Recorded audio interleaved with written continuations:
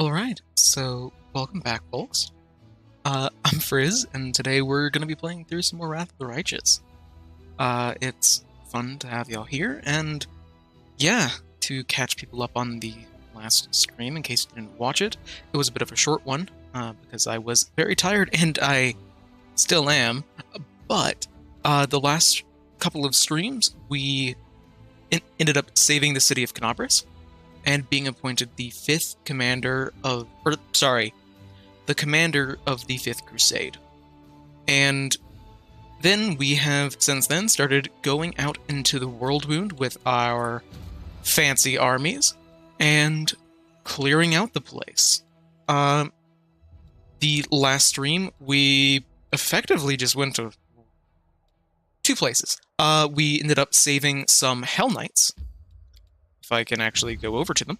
Yep, we ended up saving some Hell Knights. And some other Crusaders. Which actually, I'm going to combine them into one army, because I may have something that I can do here. But basically, we ended up saving some Hell Knights that got attacked by a lot of gargoyles. And among them was their predilector, Regiel Derage?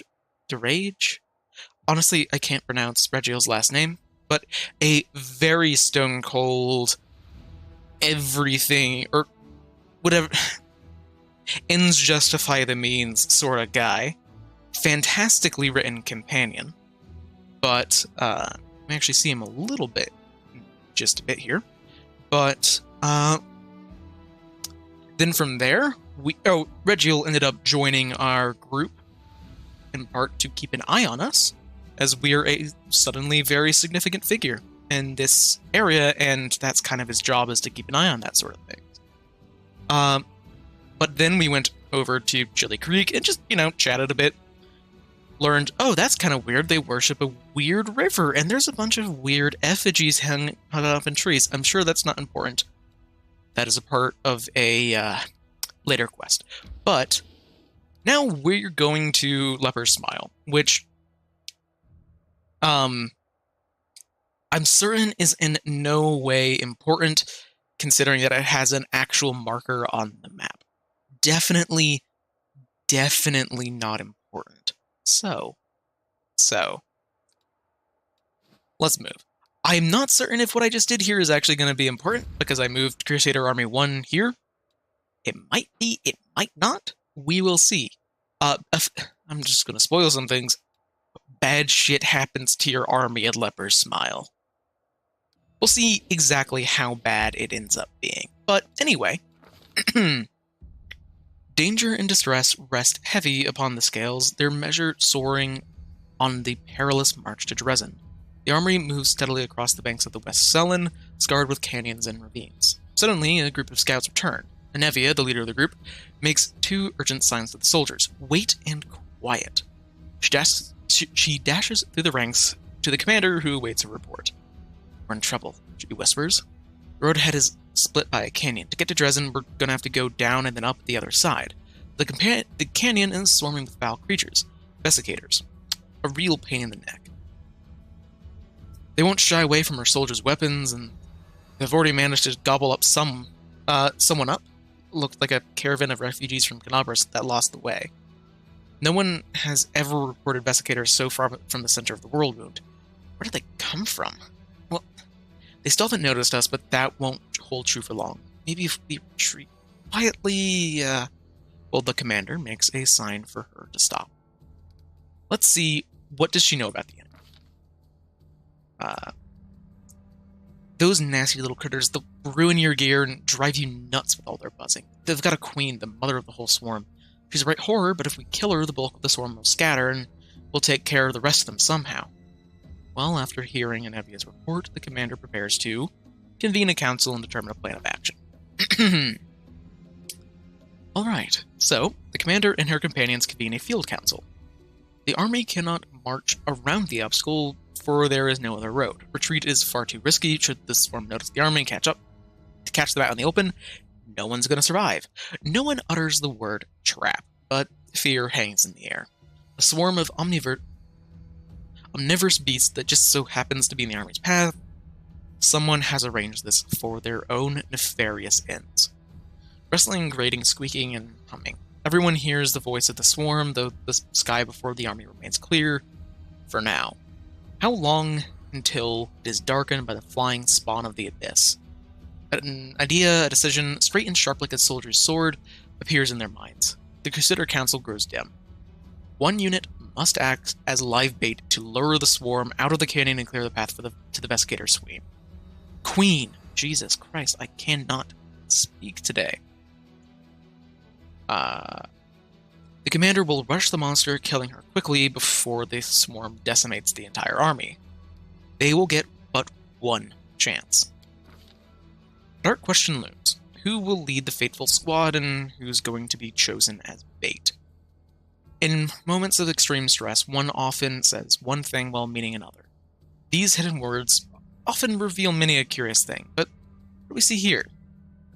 Irabeth nobly states, I'm an officer, best suited for the mission. But in truth, she means I cannot burden another with my responsibility. Chance, choose me. Nura, the historian, urges with an unexpected suggestion from behind the commander's back. This is just the sort of situation where ingenuity and knowledge of the enemy will be more useful than swords and armor. While she speaks, she thinks that she needs to prove herself. The queen has yet to disclose her presence and watches quietly from a distance. Well, what do my companions think? The Hell Knight Regiel steps forward. My people will fight to the last, even as the swarm tears through our armor and strips the flesh from our bones. But of note is our plans. My superiority over the Crusaders will not permit me to cower behind them. I've eaten so many bugs in my life, it's only fair to give them a chance of revenge. Lan is basically, sacrifice me to give me a chance to prove myself. Lan needs therapy. The ones who distract the swarm will need a healer. Social's just very straightforward. A healer will help people stay alive during the entire council. Honestly, I'm gonna go with Socio. He's pretty realistic. Having a cleric along that can provide a lot of healing is going to dramatically help out the soldiers here. And also, I don't trust Nura and Irabeth. You're doing it because of duty? No. But, so Social, you've got this. The commander and her party disappear among the rocks, preparing to slip down into the canyon while the swarm is distracted by their bait. A tight-lipped Anivia shows the way. Behind them, the final preparations are being made. Socio's eyes grow cloudy for a moment. There are few creatures as abominable for a follower of Shalin as Vesicators, devourers of flesh and destroyers of matter. This trial will not be easy. Soldiers tread fearfully down the road towards the dark edge of the canyon ahead. The rift that opens before them whispers, rasps, and rattles in thousands and thousands of voices. Vesicators gather below, but the sky is open above them, and the flying creatures might rise up and attack at any moment. The soldiers soon find the first body, the mangled corpse of a refugee from Canopus. A few straggling Vesicators wriggle from inside the man's gaping chest. Tiny larvae and greenish shells, all shuffling legs and hinging jaws, don't seem menacing at all. But then the rasping noise stops for a moment, and a high-pitched vibrating note pierces the air with new force. A blur of blackish-green cloud rises above the companion. The swarm has taken the bait. The time to act has come. The leader of this fateful squad shouts that they shall hold position and fight for the soldiers' lives, considering that Socio is there and he's a cleric. This channel energy is a first. Stay near the fucking cleric, people. I really hope this is a good choice. Standing in the middle of the formation of soldiers, Socio utters a prayer to Shaylin. From the outside, it would appear that the cloud of Vesicators will in a moment fall upon them and destroy their forces utterly. Hundreds of spawn of the abyss gnaw on bodies and armor, destroying as they consume. The cleric's power flows forth in waves, healing the wounds of his comrades.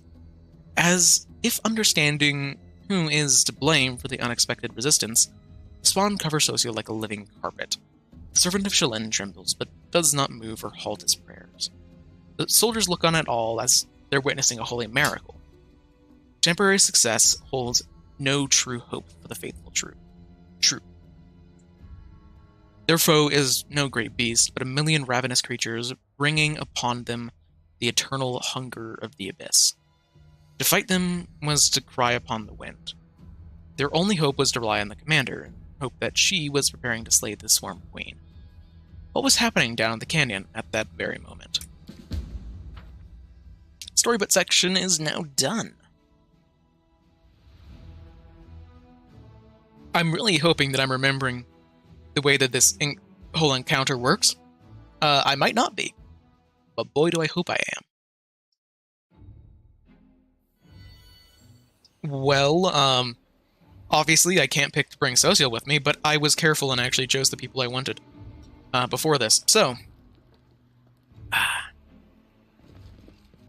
hey Anivia.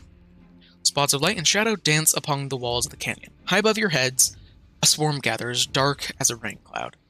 There are so many vesicators that they block out the sun. Luckily, you've escaped the attention of the swarm, which is focused upon the troops that you're using as bait, for now, at least. With a tired gesture, Anivia wipes the sweat and dust from her forehead. There's anxiety in her eyes. Commander, the beast we've come for is on the other end of this main corridor. There's a lot of burrows and plenty of beasts in them, so you better not delve too deep. Our people won't hold out long enough for us to clear out the entire area. On the other hand, I saw the bodies of some poor canavereers down one of the side holes. They've got some valuable stuff on them. The buds will eat anything that we don't grab. They can't tell the difference between flesh and steel. Wait, so they're eating all the treasure while we're standing around and talking? What are we waiting for? Come on, there's no time to lose. Well, did you find out where they came from? Well, I'm not certain, but there's a clear sign of a ritual closer to the green bug's lair, and it's fresh. Maybe someone summoned the scum specifically for us? The demon filth figured out that we're not going to let Canopus go. Too bad we don't have a magic specialist who can figure out what those runes mean. And Nenio, I am certain, is going to be piping up here. Yep. What? I'm a specialist. I'll get to the bottom of this. What happened? Anything useful about this monster? I've never fought one of these before, so I don't know much. She's an acid beach, she spits acid, and summons her spawn from all around the area. But one more thing, when I tried to get closer, I started feeling sick as a dog. I guess that, like a lot of demons, she knows how to get inside of your head. Yes. Hungry, head-spitting, acid-spitting bugs. Yeah, this is gonna be real rough.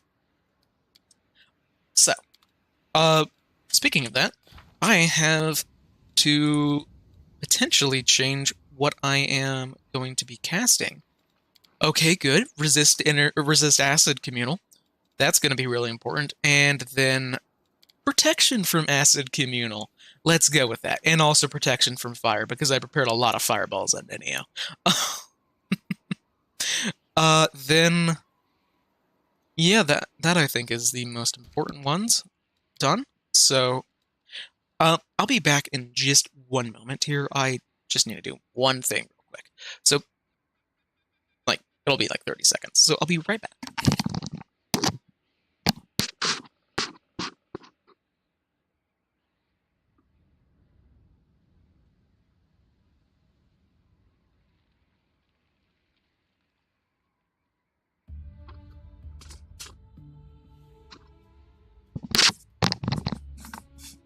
Alright, so I'm back. And also something that I might as well mention is that I am actually... Oof, gotta love hiccups. Is that I am using a different microphone today than I have used in the past. And I hope that it's not too noticeable. Just this one is a headset mic. Because my other one, the cord is kind of fucked up. So here I want to... Oh, thank God. So, the thing that I wanted to check here is this. That they have physical damage from slashing and piercing weapons. I couldn't remember if they ignored all physical damage from slashing and piercing weapons. That very well could have been true. A lot of swarms have that as like a thing. And yeah. This is gonna be rough, guys. So, does Ember actually have anything that she can do here? She might not really. Damn, I haven't learned Burning Hands on Ember. That feels incorrect. Yeah, Ember doesn't actually have anything that she can do.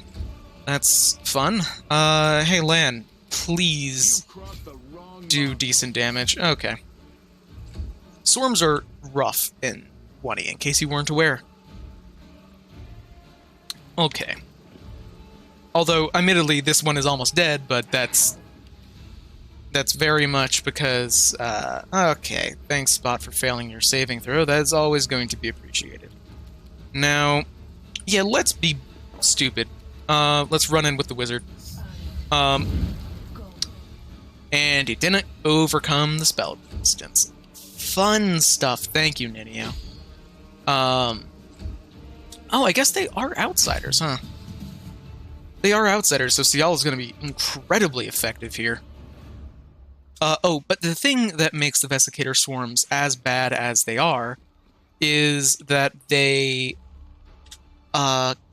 basically force everybody to make a will save every turn or become confused. And confused is, like, no joke, probably one of the worst conditions in the game. It's really bad. It just... Oof. Computer's struggling a little bit here. But, oh, now there is a Royal Guard. I'm actually going to be going after them. Okay, come on. Come on, Bulge. You can do better than that.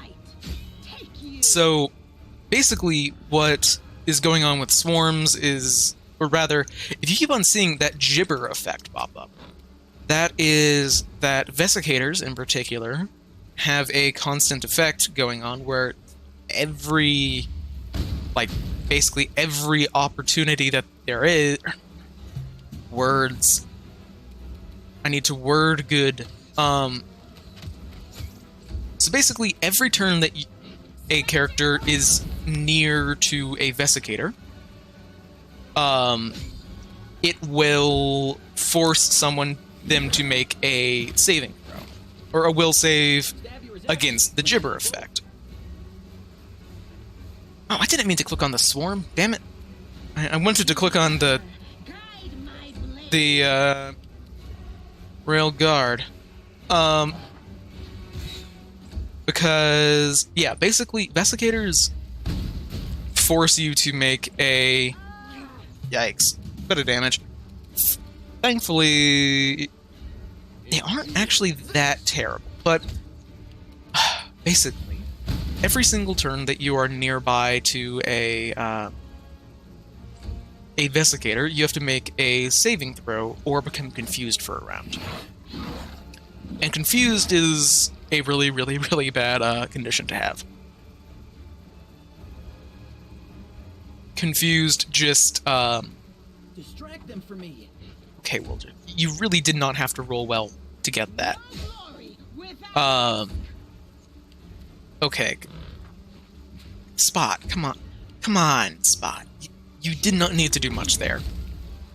To avoid everyone else taking damage.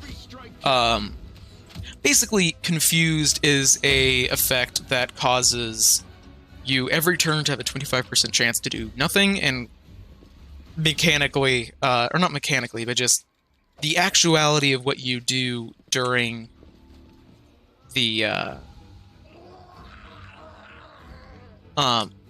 yeah, a lot of people are dying currently.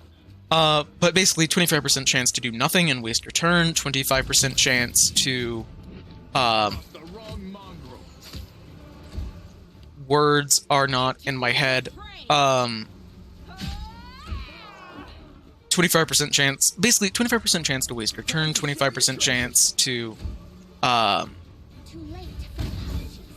attack the nearest creature, 25% chance to hurt yourself, and then 25% chance to act normally. So that's really rough, because obviously that's like, oh, shit. Every turn or until you pass your save once, you have to make that save or potentially lose your turn, and that is everyone within a particular distance. which is big. But the way that this encounter, this whole leopard smile thing works, is that there are little... This area is like a circle, with little offsets every once in a while like this.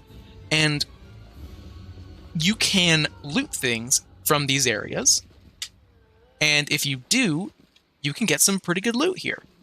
You don't know what you're going to get before you loot, and the instant that you commit, your armies take a lot of damage.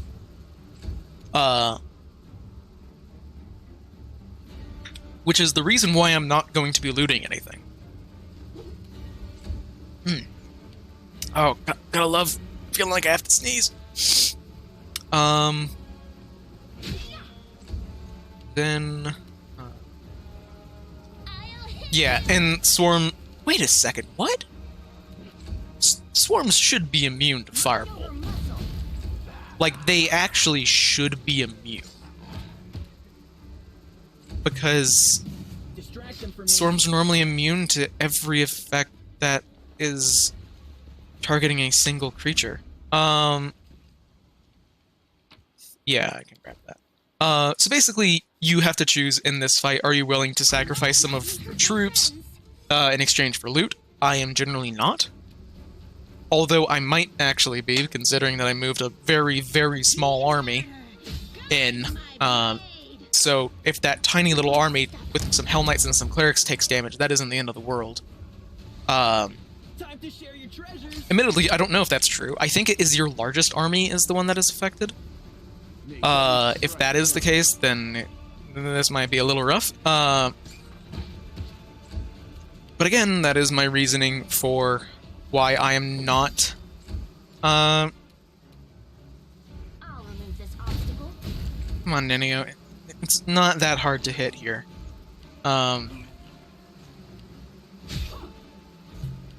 Okay, Ciala. Ciala has by far the best damage against these things. Because, yeah. She has a lot of stuff going on here that is very good against Swarms in particular. Let's see. These guys... We'll have to rely on Woljif for damage, so... Cover me, all right? Oh, okay. Then... You've crossed the wrong mongrel. I was really hoping that would be enough. And the other fun thing when it comes to Swarms is that they... Whenever a Swarm deals damage to you, you have to make a saving throw or become nauseated, which is what happened to Spot. And Ciala. Come on, game. Come on. Please load the fact that it is in fact Ember's turn. That would be really appreciated if you loaded the fact that... Oh, thank you, game. Why is it saying that Ember can't do anything? That is rather odd and very incorrect. And please, land, just clean this up. Okay. I don't know... Where are the Vesicator Swarms that you speak of, game? I literally don't know where... Wait, why there and there? Well, anyway, Ciala's nauseated, so... Too late for apologies. But basically, every single turn that you, every turn that you have, oh my god, my brain.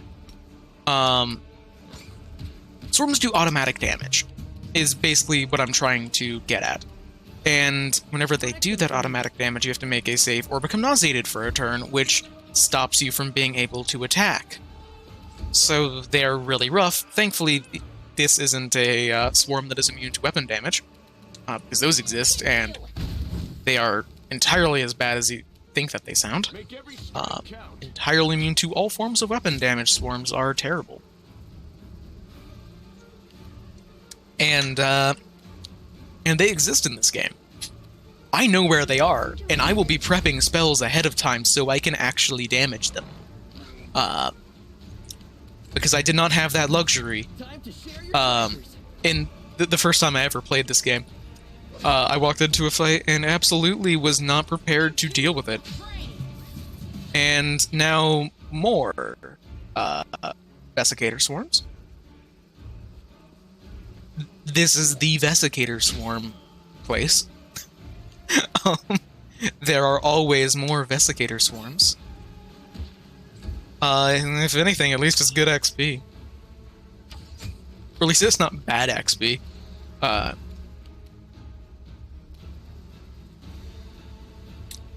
Let's see. Yeah, let's go after these. And Cover me, all right? I am very much splitting up the party, but splitting up the party is actually a good thing with swarms because they hurt everyone in the area. So if you split up the party, then one swarm can't hit like 6 people. Now, what I'm trying to do is I'm wanting, because Ciala is my best damage dealer when fighting swarms, I don't want to commit Ciala to a swarm and then like I'd rather do what I just did there, where Ciala came in and attacked the fully healthy swarm while yeah, this is gonna need a channel after this. Okay, just one left. Alright. There are so many fucking swarms in this area. Now, do I have a charge? I really should have a charge here, but I don't. Fun stuff.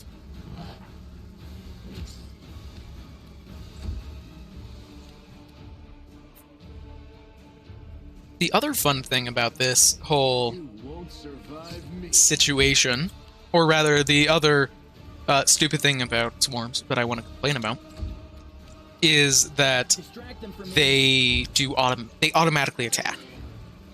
They automatically deal damage. The reason why I think that that's pretty bullshit is because it's automatic, no saving throw.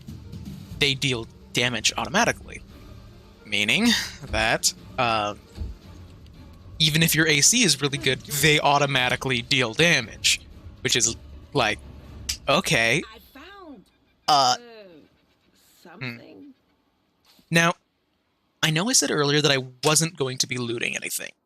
However, there are like 5 areas in this zone that you can actually that affect your army whenever you loot. Unfortunately, it doesn't make it clear which one is which, because they just didn't want to make that obvious. But the rest of them are fine, and there's actually an item here that's really good that is not something that causes your army to get screwed. So I'm going to see if this is it. This is it. Okay. Okay, so Silky Veil. Silky Veil is rather good, and also only really good for a single person in the party, because it is a monk item. It is just a +1 dodge bonus to AC and bonus to unarmed attacks. It's not, like, good for land, because land is a bow monk, but hey, it's a +1 dodge bonus to AC. Now, okay. Yeah, I'm gonna channel at least once here. Just Spot really needs the healing.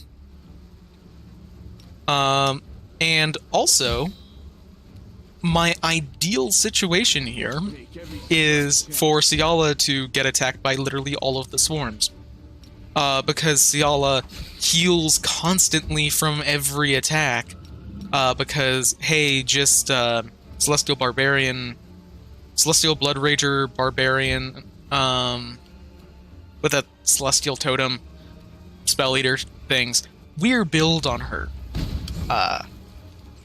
But she just heals constantly, so, and does really good damage and has good fort saves. So, like, she is by far the best individual to get Okay, game. I was just talking about how she is the best person to attack. Why are you not letting me do anything here? She didn't fail her will save. Why aren't you letting me attack? I guess... I guess she's just not gonna be attacking. Okay. Fair enough, I suppose. Okay, I don't know why Woljif isn't. Okay. I don't know why some people are screwed over. No. Okay, let's... Oh, come on. Too late for apologies. Okay. If you could have done that last turn, Ciala, you would have been able to save yourself a bit of damage. Okay. And yes, I am absolutely going around to fight every single thing that I can, to get XP and then not actually loot anything. So now let's go back over here to where there is actually going to be one situation that we are going to be helping. Or not helping, but previously I mentioned that there were some things before that hurt your part or hurt your army to do. This is one of them. It isn't looting though. The bottom of the canyon is split by a narrow crevice, about one spread across at its widest. It's easy enough to jump over and some places even step across. The obstacle doesn't seem like a problem or even particularly notable. But as you draw closer, you hear a terrible droning sound coming out of the crevice. It seems to be howling as if it's alive. Let's listen into this crevice. Or look into it. You stare into the darkness of the void, trying to make out what the strange noise is coming from.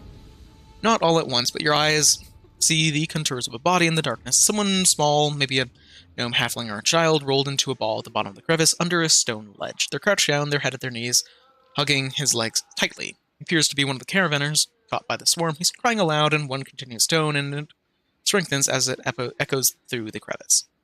Well, yeah, let's help out this person, because they're obviously in a terrible fucking state. Well, climb down to the bottom of the crevice, tie the halfling up in a rope, and pull him out. Doesn't really resist, or doesn't really help either. Yeah, he's had his eyes eaten out by vesicators. Horrible fucking experience. And then now we get into another fight with more vesicators, because, have you caught on to the theme of this area? It's vesicators.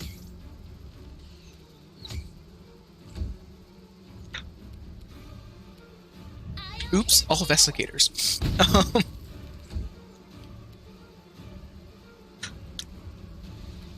Time to share your treasures. Then I hope... Excellent. I didn't actually have to worry about the gibber save. I think I can actually kill it with... Oh, I can totally kill this. But, yeah, no, I don't gamble on Nenio actually hitting with a firebolt. And then actually overcoming its NRG resistance. Chance is just gonna have to take some damage, unfortunately. And probably Boljif are gonna have to take some damage, unfortunately. I don't know why that didn't swing. But anyway, the Lost Traveler is, didn't move at all. They're still lying on the floor crying. So, yeah, let's be a good person and heal him out and come back for him later. Like, yeah. Another one of the soldiers has died. Because we decided to help someone. But goddammit, we do good people shit in this house. And also, yeah, it reduces morale whenever we do anything that does not objectively stop the horrible, horrible bugs from eating our soldiers alive. Which is, like, fair enough, I guess. But there's a big fight coming up here that could be very rough. So, I am going to Setups and stuff. Wait. Oh, I didn't. Oh, that's what's going on. Yeah, yeah, yeah.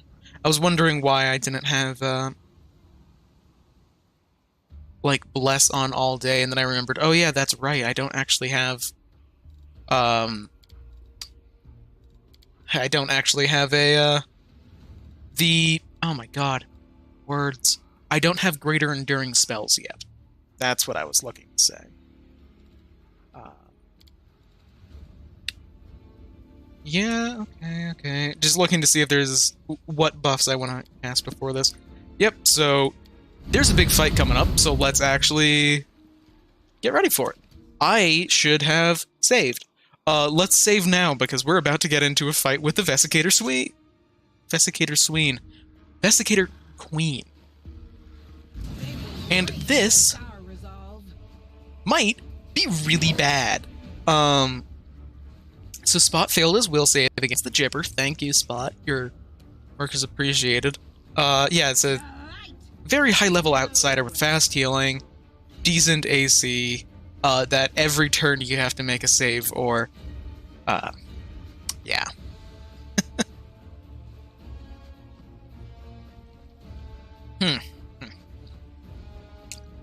Yeah, there's just a lot of rough stuff going on in this. Oh my god, so y'all had to roll a 17 to not fail the save against Gibber. That is really, really rough. No spells, which is spells in effect, which is very good for magic missile damage. And hey, Lan, shoot, please. Please do good damage. That would be greatly appreciated.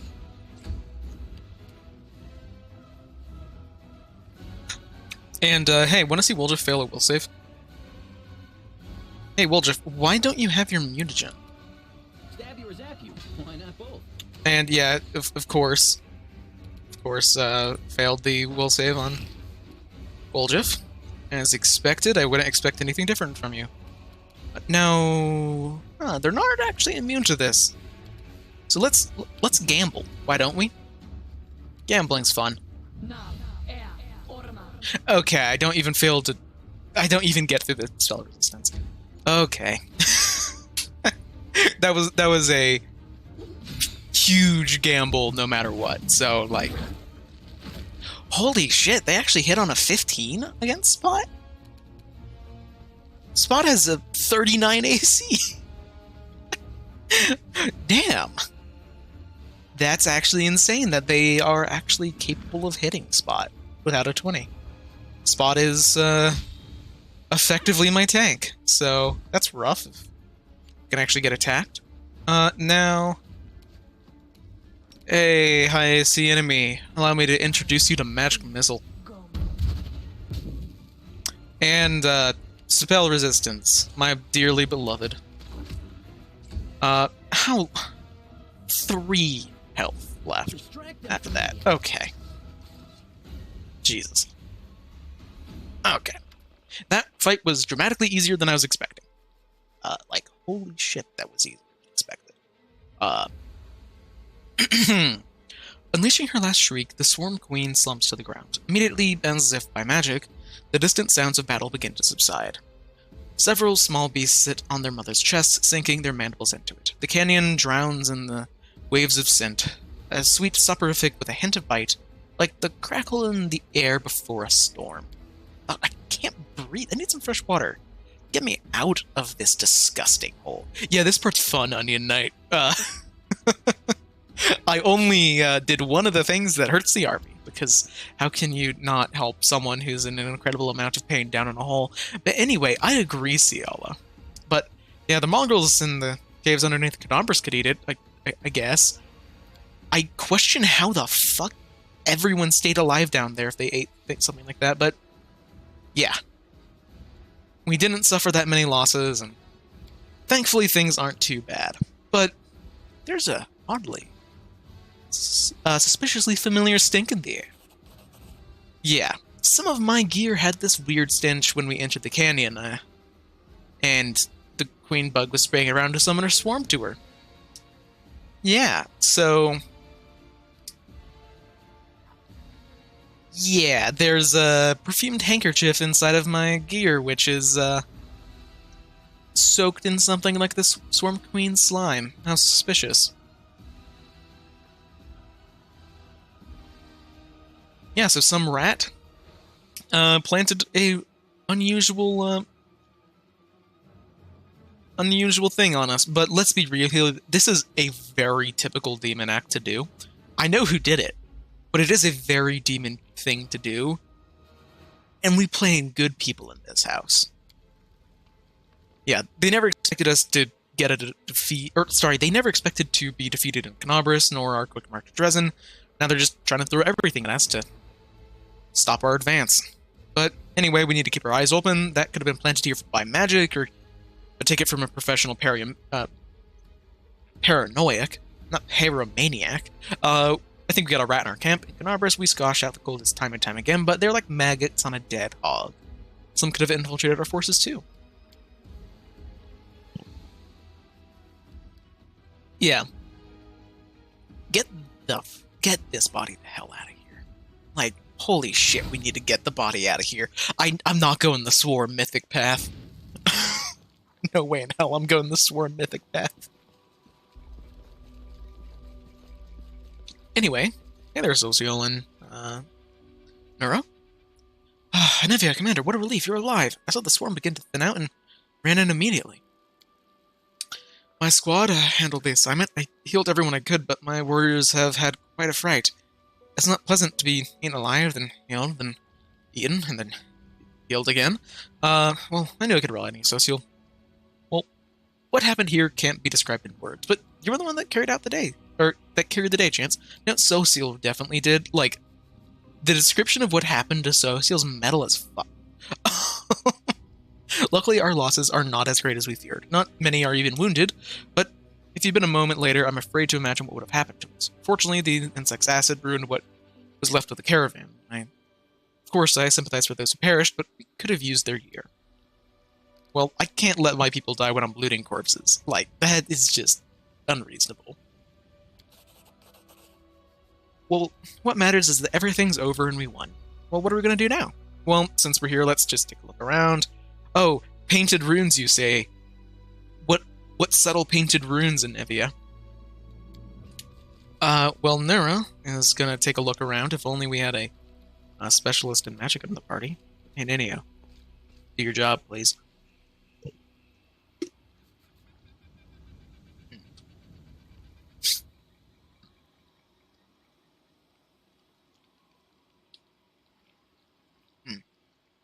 Easily done. I'm no mage, unfortunately, but I'm in the habit of thoroughly documenting all descriptions of rituals and symbols from magic books, especially demonic ones. Someone very recently opened a portal to the abyss here, and someone. It's not difficult to figure out who they summoned. She's lying dead right there. I can guess who carried out the ritual. Handwriting is unique, even when it comes to runes. I examined the Great Garrison after success, documenting everything I found for Queen Galfrey. And I'm sure that the hand that drew the rune circles and was the same in both instances. They're the work of the same spellcaster. Well, yeah, it looks like they really don't want to fight us out in the open. Well, of course they're afraid. Nothing he said on us will ever be scarier than the swarm. He just played his hand and lost. Well, we just finished off the swarm, and we know someone's giving us trouble. Let's get out of here, and I'm done with bugs. And still sticking with the same crew, because I like this crew. But, so now we're done with that zone. Or are we? That was the beginner area for Leper's Smile. We're going to the rough area now. The area underneath Leper's Smile is a difficulty spike. I don't actually know if I'm supposed to be doing it right now, but I am going to be. Because, this area is hard. There are a couple of encounters coming. I'm probably going to rest like 3 times in this cave. Because I have to survive. Yeah, no, this area could be bad.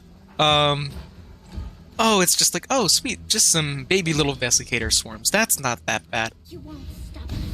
we've got these down kind of to a science. Not exactly, as not super easy, but at least we're done with the constraint of, oh god, every single thing we loot might end up killing the killing soldiers. But let's read this letter. Oh god, I forgot how long this letter was. There's a letter on one side of the paper, and the other a hastily drawn map of the dungeons with the mark in one spot. To anyone who can help us, my name is Harkle, and I'm a chief of the Nasty Wives gang. Recently, we raided the Tower of Estrad and Knabris, and with Norgruber's blessing, we took Whitehall. We hid it in a reliable place with a bad rep, somewhere the law wouldn't ever think of going. We were celebrating our success when Quickrick appeared and choked 2 of our friends to death. We knew things were bad, because Quickrick had already been dead for about 4 hours. The old man was a drunk, and his heart had failed on the steep mountain roads. Terrified, we chopped Quickritz to bits, but a few hours later, he came for us again, and brought with him the 2 he killed earlier. That's when the real nightmare began, something so bad the mind can't take it. Corpses came back to life, howling and screaming in pain and rage and killing. The way they killed. Even now we're sitting in a cage, keeping a wall of fire burning with oil sanctified by the priest of Ionade. It's the only thing separating us from the mob of walking corpses we once called friends. Praise Norgorber, we took an oil vessel with us from the Tower of Estrad. It won't last another day if the heat doesn't kill us quicker. Looks like the nasty waifs are done. So, here's our offer. If you can get to Dry River Canyon and get us out of here, we will honestly return all the loot, show you all our hiding spots, empty our pockets, confess to everything, and accept any punishment except for the gallows. If you want, we'll even sign up to be crusaders. Would rather die in the mouths of a demon than suffer here forever with our friends. I know my comrades well, and the man who planted this letter for you will have long ago escaped the south. I beg you, here's the exact location of the place where the nasty waifs are making their final stand. If you have a drop of mercy in your souls, save our souls. Harkle, honest thief, and chosen chief of the nasty waifs. So yeah, I'm pretty sure that's where we are. Unfortunately, we're too late, if I'm recalling correctly. Actually, yeah, let's do this zone first. There's kind of 2 halves to this cave. Both are really bad. Now, who to... If I'm remembering this area correctly... Wait, +1 keen composite longbow? +1 cold iron... Oh yeah, cold iron good aligned is something else. I think I actually might prefer the keen composite. That's not what I clicked on, game. Come on. There we go. Because the wicked one has... It's just a low saving throw. Yeah, definitely prefer the keen. But the important thing here is... well, one, I should probably be putting that onto short also. But Death Ward. Because I don't have access to many restoration spells yet, and if I'm remembering the encounter here, oh good lord, I will need Death Ward. I'm almost tempted to actually go to the other zone first, so I can hopefully level up and get more Death Ward. But Death Ward is a spell that just stops you from taking negative damage, and from protects you entirely from negative levels. It's a very good spell. However, you only have so much of it. And are these are whites. Oh god, they are whites. Actually, wait, no, I should actually go with a spot first. If I'm correct here, initiative is going to be very important for this area. Because whites are rough. So, whites, energy drain. It doesn't give the description for some reason, but energy drain is whenever they hit you, you take a temporary negative level. It is really, really bad. It is a shit ton of damage. whites are incredibly dangerous, basically because a negative level is effectively ends up being a Nicely. oh, this is one of the rough things in this cave. It's not the only one. Can we retreat already? Yep. Oh, it hurts. Kill, tear.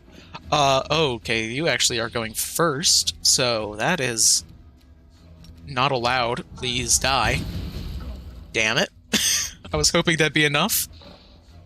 Fortunately, they went after Ciala, who is my only character that actually has a good flat-footed AC. Now, this white really... Okay, so there's the Cairn white. I don't think that they should be able to get an attack off. Good. Yeah, negative levels are a... Let's see if I remember correctly. Each negative level is a -1 to all attack rolls, all saving throws, all skills, a -5 hit points, -1 to caster level. It is basically an effect where you are worse at literally every single thing a Pathfinder character can do. It is a temporary effect, meaning that like after 24 hours, you get a saving throw to see whether or not it turns into a permanent one. Unfortunately, if, say, you have 3 temporary negative levels because you got hit by a white 3 times, then I'm going to turn off point blank shot because it is vital that I get off all these attacks. And I don't want to go in first with Chance. Chance has the worst AC. And this is a situation where we want every scrap of armor class that we can get. Ciala is the... Surrender. Actually, wait, no, I should be bringing in Ciala first every time. Ciala is the one I put Death Ward on. Basically, you get a save to turn a temporary negative level into... to just get rid of it, or if you fail that, then it becomes a permanent negative level. You do get that save. To accept their statement. However, the problem is that you take the penalty from negative levels to that saving throw. Okay, that one's down. Now we just delay until after Ciala. This fight is brutal. Just remember, every single one of these every single one of these whites, their attack drains a level if you don't have Death Ward. This is a absolutely brutal encounter.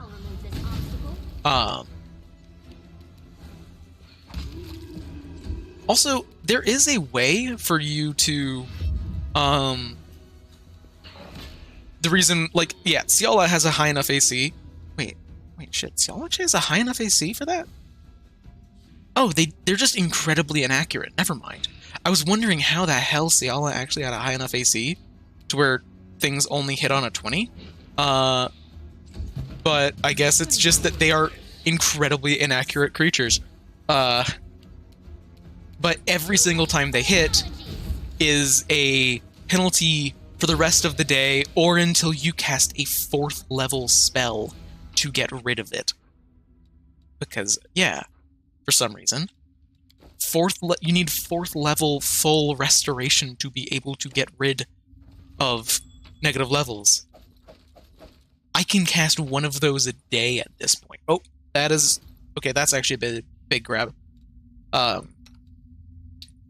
Because Woljif doesn't have one of these, and Woljif is a Dex character. Or, I could act... No, Woljif is... Who do I actually give that to? Woljif has a stupidly high AC, right? Or dexterity right now. Let's just go all in on it. Yeah, so there's gonna... Yeah, this is where we get to the fun part of the encounter. This is going actually surprisingly well. Stranger, kill the stranger. Let them suffer with us. No thank you. Need to delay until after Ciala, because this is going to be an interesting part of the fight. Oh, I didn't actually need to delay on Lan. I don't need to delay on anyone that isn't going to be running in there because there are already a lot of people in here. Just going to say that there are many whites in this zone. And there's something fun going on here, huh? I wonder what this Wand of Zacharias is. What a funny little piece of text. Just gonna share this. I don't exactly know how it works. Oh shit. They're not only attacking Ciala. That's not good. God, what would I do for someone who has been going into cleaving finish? Yeah, try to finish off this white.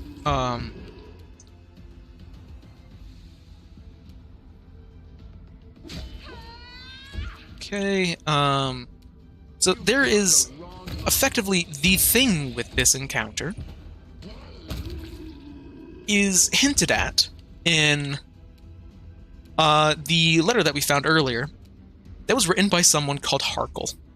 So here's Harkle, where he said that his friends kept on coming back. They would die, and then they would come back later. Like an hour later, there's another one, and then there's another one, and then there's another one. I don't know why I ran in there. I really should not have run in there. But they just kept on coming back. They would go down, and then they would get back up, and up, and up, and up. Mind over muscle. That is... Oh, good lord, what is this to hit? 18, okay. Okay. You won't. That does mean that Spot could actually tank this guy, and he would have to roll a 20 to hit. I was just very worried for a second, because... Oh, look at that! Sweet, sweet, everybody's down. Definitely not... Oh, wait a second! Huh! I wonder if maybe this Wand of Zacharias is up to something. I wonder. Yeah, so... Chance is gonna activate this. As soon as your fingers touch the wand, a surge of energy courses through your body. A howling choir of restless souls deafens your very thoughts. Green light pours from your eyes. It can rend from soul from body if you so much as will it. The wand reverberates in your hand like it's alive. But no, it's certainly not, as you soon realize with amazing clarity. There is something inside, though, and it's watching you closely. Well, let's see what's hiding within here. Your hand clenches the wand harder and harder, like it's closing around the throat of your enemy.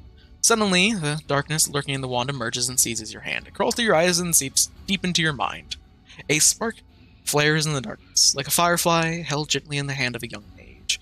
Its light barely diminishes the gloom, but it's enough for you to see the stone walls of a dungeon. There are several others, a young and battered wizard crusaders holding magic wands, all showing signs of recent battle. You hear a rumble above, followed by a furious demonic shriek. The mages rise, preparing for another fight. A tall figure arises before them. Master Zacharias, you're alive! The mage, towering over his apprentices, is pale, his clothes covered in blood. His voice is dull and dispassionate. The newfound sanctuary has fallen. You have fulfilled your duty. Now leave. This is my battle, not yours. Teldon. He was actually the person from the Tower of Esrog. Today I die and leave my friends. Take my wand and deliver it to Canobris. In the hour of greatest need, let a worthy crusader return it to me. I will know that my brothers need me, and I will rise to their aid. Even death cannot stand in my way. I'm going to actually hide this here. I would like to break it, but I want to hide it for a specific reason in the future. I'm not going Lich Path, I'm going Angel. But I broke it in my last playthrough, and I want to do the content that requires you not breaking it here. So, The green light fades as quickly as it rose. The choir of the dead quieting their howls. The power slips away even as every part of your body protests against it. You vividly realize how fragile and fickle mortal flesh truly is. And now we have to deal with all of the whites that are like fully healed. Hey. Okay, so now let's actually switch over to Disrupt Undead, because I forgot that's a thing that I have. Harkle has to fucking die.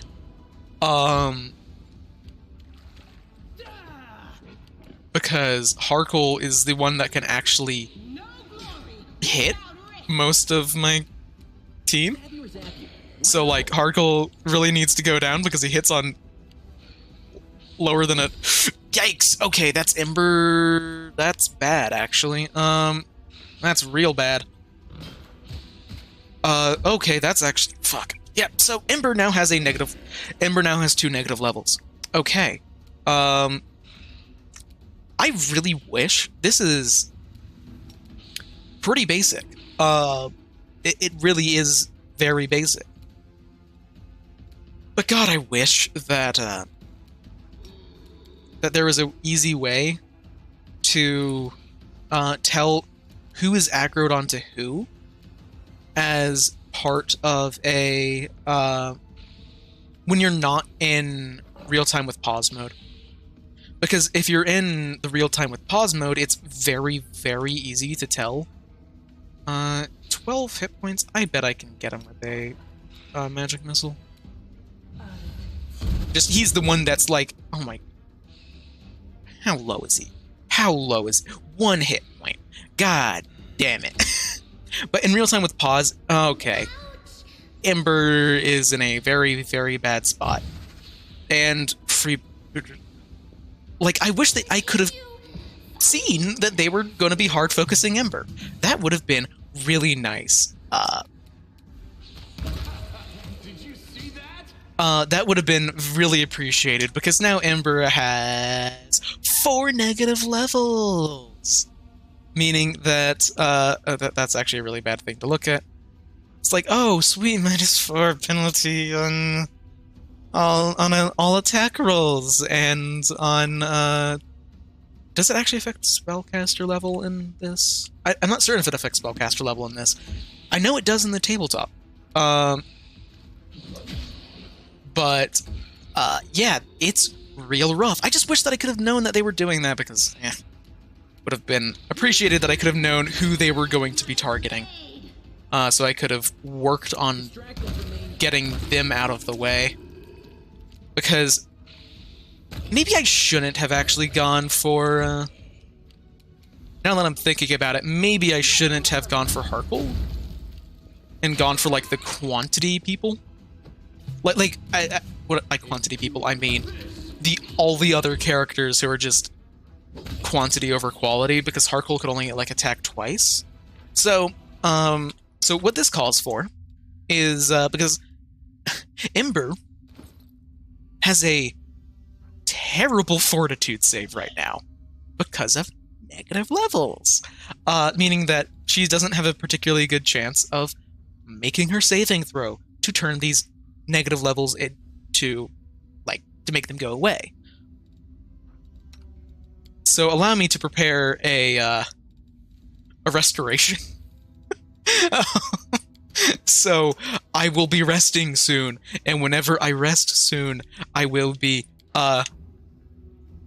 just casting I'm just gonna be casting restoration on Ember. Also, that's all of the negative level causing creatures in this area, so that's good. And that's a really good sword. If only I had anyone that actually used Elven Curve Blades.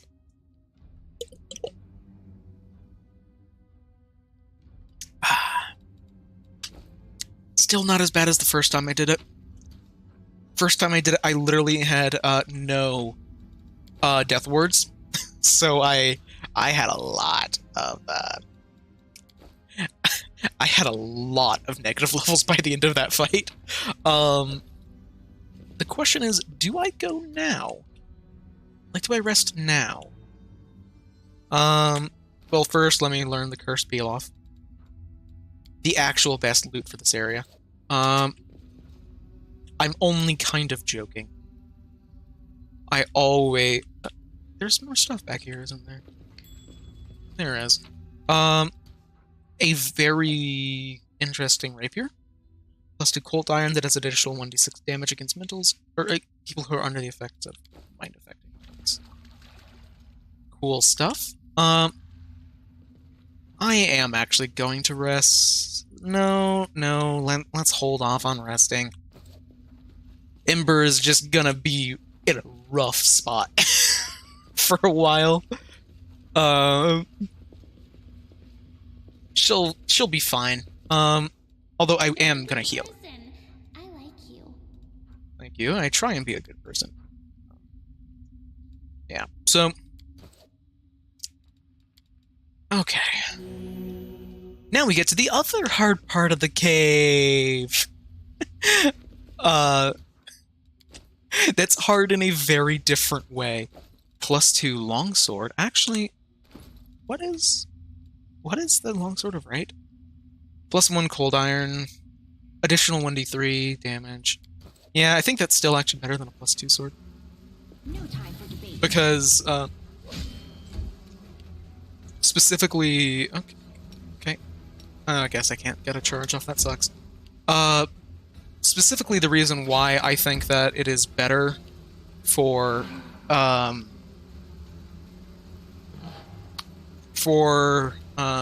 Make every strike count. for Ciala to use the longsword of right is because of a totally unintentional, or not unintentional, but like it shouldn't work effect, wherein that if you like Ciala does an additional 1d2, or is it 1d2 or 1d3? She does additional damage to like evil outsiders. Or is it evil? Oh shit! I need to switch back over to Firebolt. Relying on Disrupt Undead isn't terrible, but it's not like good when you're not fighting undead. And I was just about to channel Ciala. I'm too used to her being a paladin. Spot is very hurt, but thankfully Spot has a very high AC. So now we're running into a spot where I figure out, do I actually have to rest? Because this is Act 2. This is before like saving Dresden. Oh, that's a lot of Vesicator swarms. Thankfully, they're just swarms. And we're getting very, very used to fighting those. Now,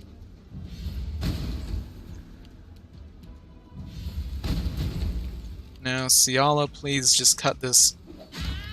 I was joking about you cutting it in half, but okay. Oh, yeah, critical hit, which then provokes another attack because of outflank, and yeah, okay. That's reasonable, actually. I was like, there's no way that I was actually able to do enough damage to kill it in one hit, and then I remembered, oh, that's right. Using a crit, which then provokes an attack of opportunity from other characters, which then... Outflank is such a good fucking feat. And in the CRPG in particular, it is such a good feat. It's particularly good in the CRPG because in the like base version of Pathfinder, it doesn't have the whole if you get a critical hit, everyone else with the feat also gets a attack, which is insane and very, very good. It's just it turns the flanking from a +2 to a It just turns flanking from a +2 to a +4 in the tabletop version of the game. If I'm correct about that, I very well might not be. I'll remove this obstacle. How are they affected by mind affecting effects? I don't think they should. Come on. See all up. You don't have to roll well to hit these. And now we have to wait for them to fly on back. That is the... Marching Terror is such a good, like, insanely good glaive. But at the same time, it's like, oh, but if there's... I love spamming space to try and get through animations faster, only for, enemies to, or just skip allied turns. Okay. I know there are traps in this area, and I can't remember what they are. I'm not gonna go that way yet. That is a fun one. Well, no, because normally, like, swarms are immune to all effects that are, mind-affecting, because most swarms are vermin, and vermin are immune to mind-affecting effects, but also normally swarms are immune to effects that target a single creature, so they should be immune to Firebolt. So it's just, a whole mess. But this is the reason why I'm not certain if I'm gonna have to rest now, because, Darrakini. Darrakini? I'm gonna say Darrakini. Darrakini, demons are absolute hell. Because, first off, DR10 that's overcome by good damage. I didn't have these Covenant of the Inheritor in my first playthrough, so I had like one character that could bypass this DR. They have Innervation, which is, say it with me, negative levels. But the big thing is that they also have Poison, that does con damage. They have Drone, which... Oh, everyone within 30 feet has to make a save or become confused. They can do it 3 times. This is going to be a rough fight. Did we step on their toes? There are more than one of these. Sorry, this can potentially be a very rough fight. It may not actually be that bad. And I love it whenever I end up pressing space, and then...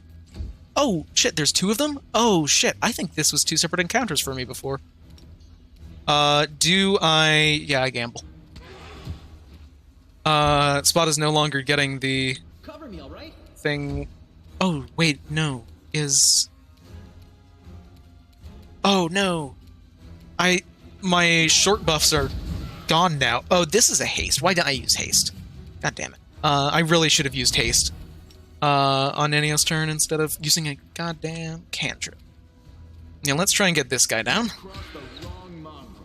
by just firing a lot of attacks. Wait, what? What? Why the? Wait, what? Why did they dimension door like 5 feet away? And then drone? I won't complain. That is a terrible, terrible decision. Oh my god. Gotta love outflank. Because 2 attacks that both hit for additional damage. Oh yeah. This... I might have been more scared of this fight than I should have been. Because of incredibly stupid AI decisions. So many fucking traps in this area. I distinctly remember that whenever I did this last time, I had to rest after every single fight. Like, I fought one of these guys, then I had to rest. And then I had to fight, and then I maybe should have hasted, but maybe not. We'll see. Just get a crit. Just get a crit, Lamb. I said just get a crit. Okay. Fair enough, you actually got a crit. Oh yeah, no, if they made a good decision there, then it could have been very, very bad. But they didn't, thankfully. Because if they... Like, honestly, that Dimension Door wouldn't have been a bad call, necessarily. if they dimension doored into a position where they were able to get that drone off on the entire party. But because they moved from like here to there, the drone only got spot. But if they dimension doored to like here, then they could have affected the entire party with the drone, and then people would have failed the saving throw and would have been confused, which would have been really bad. I am shocked that that went so well. Let's see whether or not whether or not our luck holds up, shall we? with another one. I'm again going to delay until after Ciala or Sela. I don't know why I always say Ciala. Because that's not her name. I think it's just how I assumed that her name was pronounced, and then I eventually heard her say her name as Sela, and then I just didn't ever agree. Let's see. Oh, damn, are you kidding me? He might actually get a turn? Hey, Marching Terror, let's go. Fucking busted spell. 3 hit points. That's a magic missile. Okay, got it. So, magic missile absolutely... sorry. Wait, no, never mind. I was gonna say it's the negative levels are absolutely reducing the damage... Not damage, but the caster level. But it just didn't shoot some of the missiles because of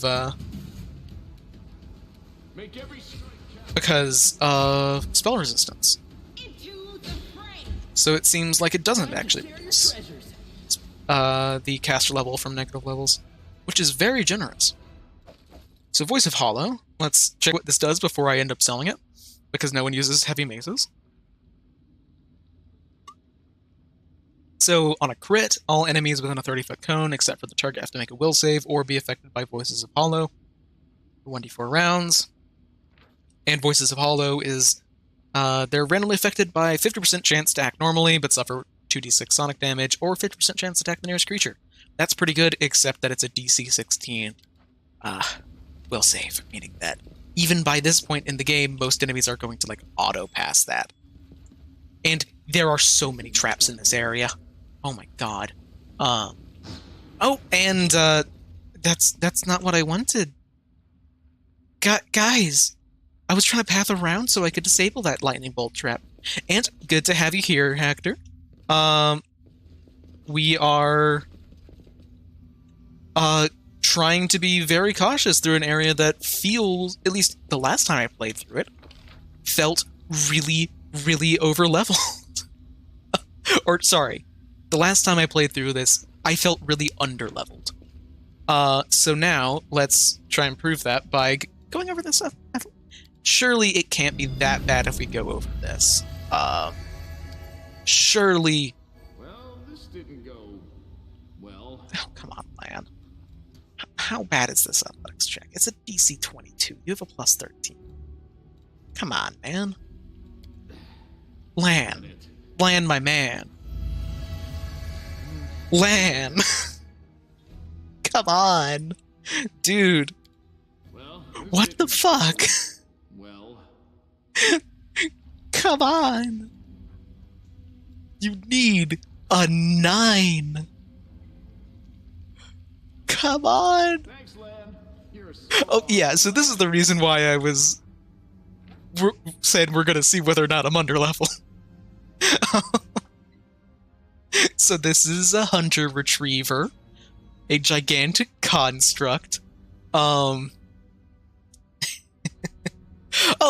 I'm okay. I am just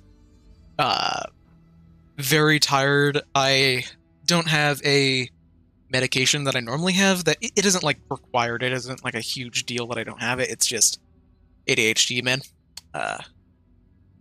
So it's just harder to get shit done, which is a big deal when it comes to getting like videos done, but isn't like crippling that I don't have, you know?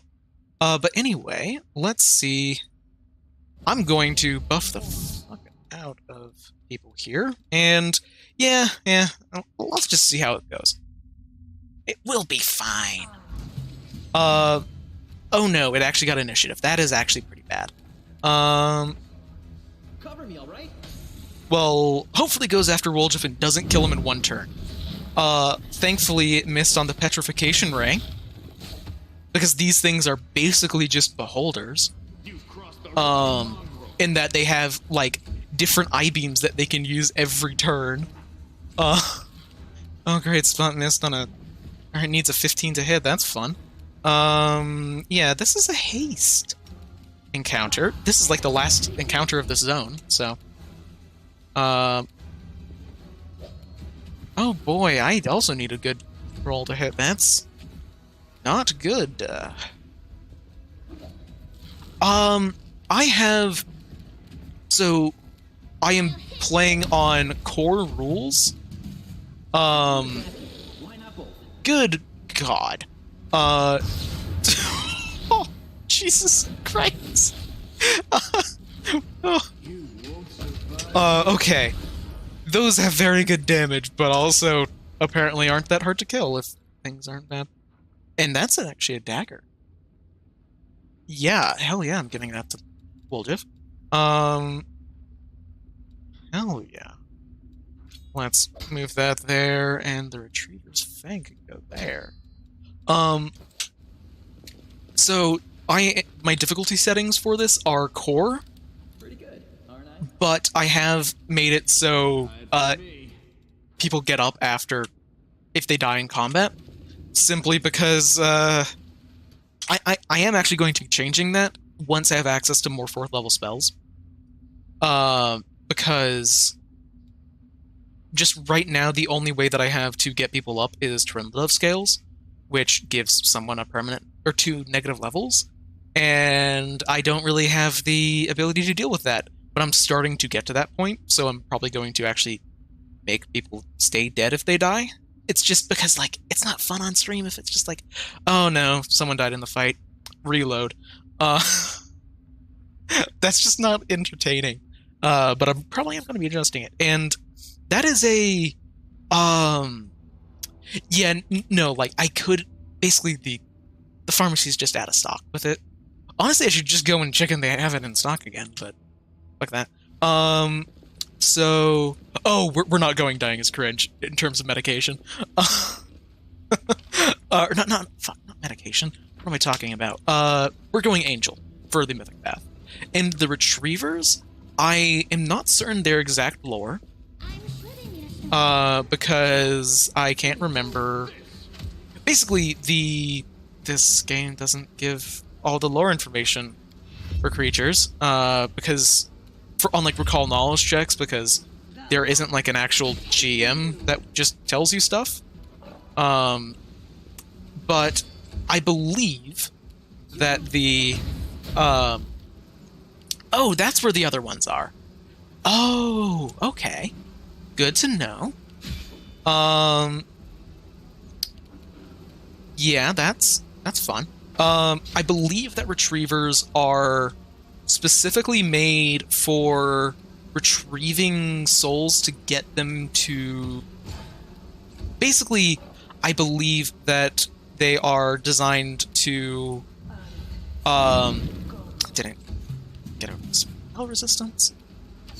Naturally. So... Okay, come on, people. Stop rolling terribly. Come on, people. Stop rolling terribly. But I believe that Retrievers are basically to get people who've tried to escape the Abyss and bring them back. I'm not certain what that lore actually is. I'm assuming that there's a lot more of it. But that's the general vibe I've gotten, is their role is to just go and get people who tried to leave. Or to go and get particular things for, like, high-ranking demons in the Abyss. I don't know. I don't think that they're specifically made for this AP. I don't think anything actually is. At least I haven't heard that anything is specifically meant for this AP. Okay, I forgot about this fight too. Yeah, they are constructs. They're really cool. Now, oh yeah, I think I can do this. It's just 2 rocks. How bad can it be?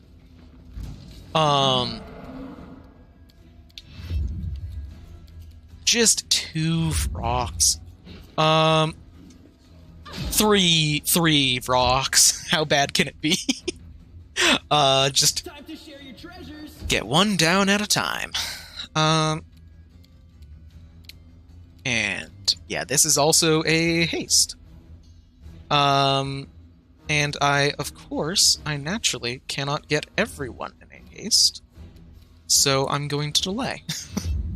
And I'm just going to walk here so I can center haste on my main character and get it on the whole party. Then here, hell yeah, we gamble. Shit. I really need to get mythic spell penetration on, like, every spellcaster. Oh, that's not what I wanted. I wanted to be able to take a step in and take a shot. And here, we go after...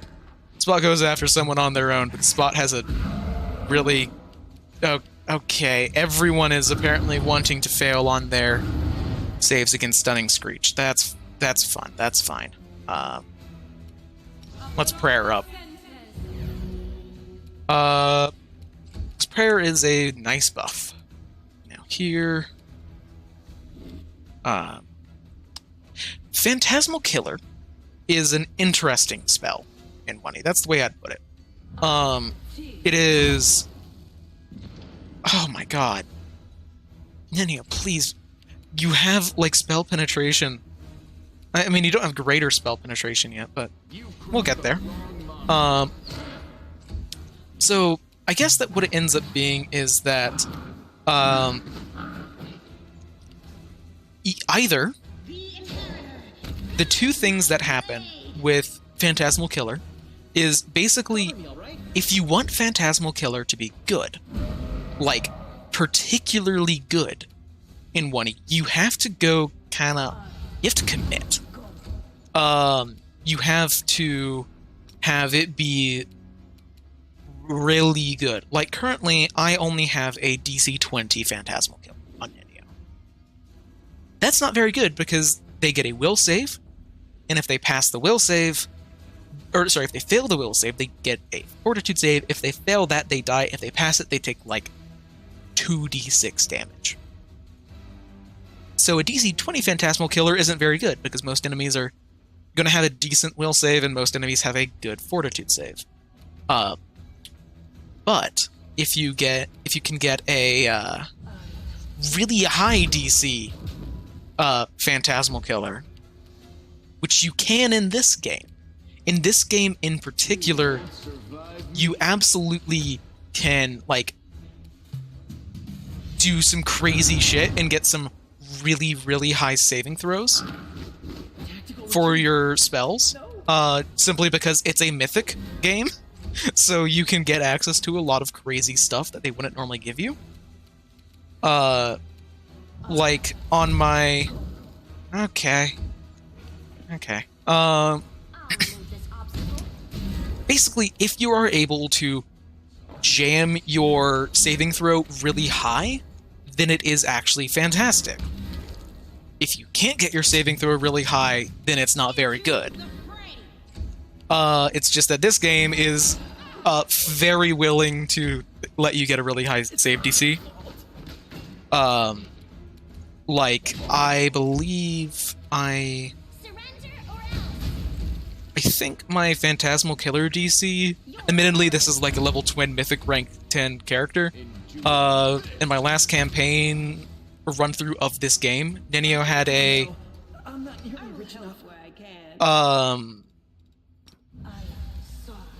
it's blessed to get rid of the spores.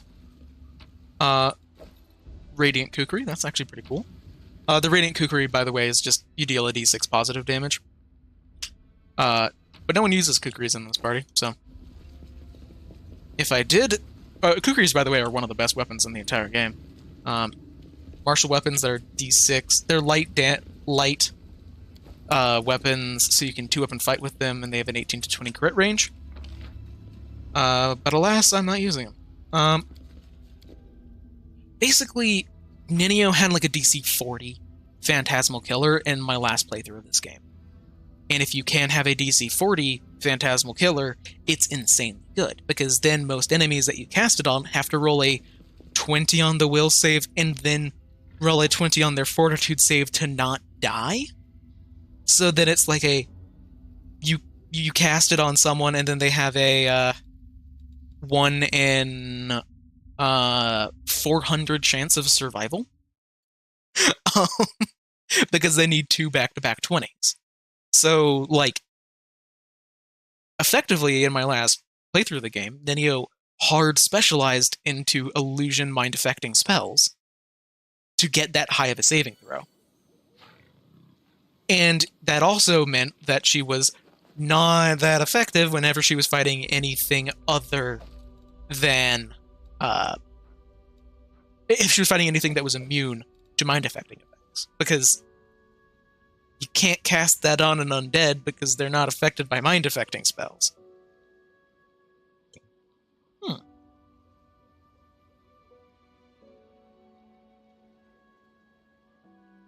That is an interesting bow.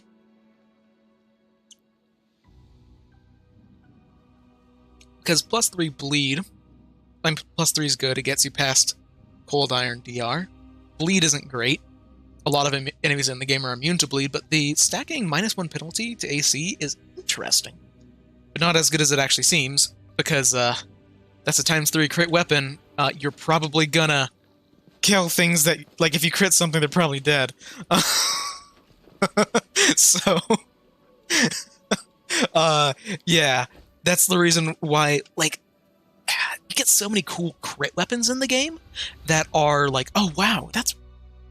Or, sorry, you get so many cool, unique weapons in the game, but if it's like, oh sweet, we found a scythe that does, like, oh, it's a scythe, and if you crit the enemy, then they have to make, like, a fortitude save, or become, like, sickened for a certain amount of time. It's like, okay, yeah, but if you crit them with a scythe, they're fucking dead. ×4 crit weapon in this game? Oh yeah, they're dead. But hey, our army can actually do things now. Because we've done Leper Smile. So let's bring him on up. Yeah. So anything that I can... Yeah, let's just drag him in. I'll actually use the Hell Knights eventually, but not yet. Oh my god, I'm gonna steamroll everything here. Holy shit. I've got a strength 5 army. Yeah, let's attack. Although this particular fight will steamroll me. Oh. Well, admittedly, scythes are also... or firearms are also the 2E guns of Pathfinder 1E. Also, wait a minute. I actually want to go back in here and rest so I can cast Restoration. Because you can't cast spells on people on the main map. And Ember will desperately need a Restoration. Oh yeah, 1E guns are an experience. Because, oh yeah, ×4 crit weapon that targets touch AC. Holy shit.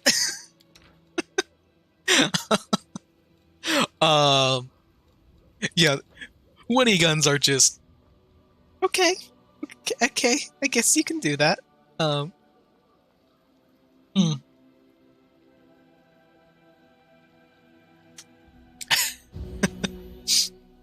Yeah, let's just get rid of these negative levels before I forget about them and then bring in Ember and like, oh yeah, that's right.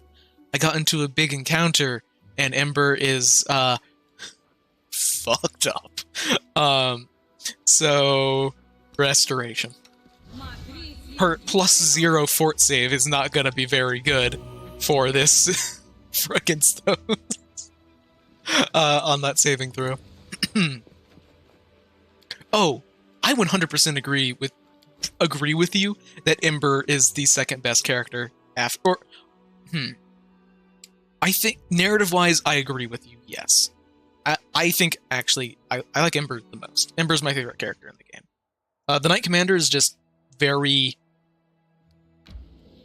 he's just vanilla, which is cool. Oh, I just realized you can totally tell my like preferred types of characters because if I say my 3 favorite characters in the game, they are in order: Ember, then Aru, then Aivu. Maybe I just like good characters who are good. Huh. Hmm. Huh.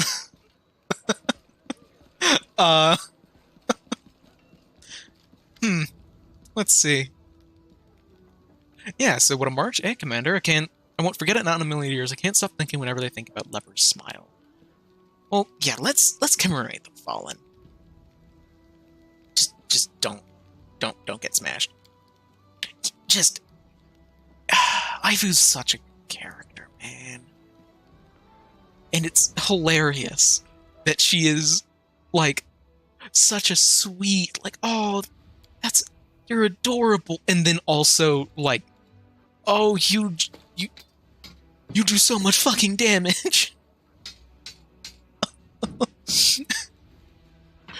She is a fucking monster, and it's wonderful.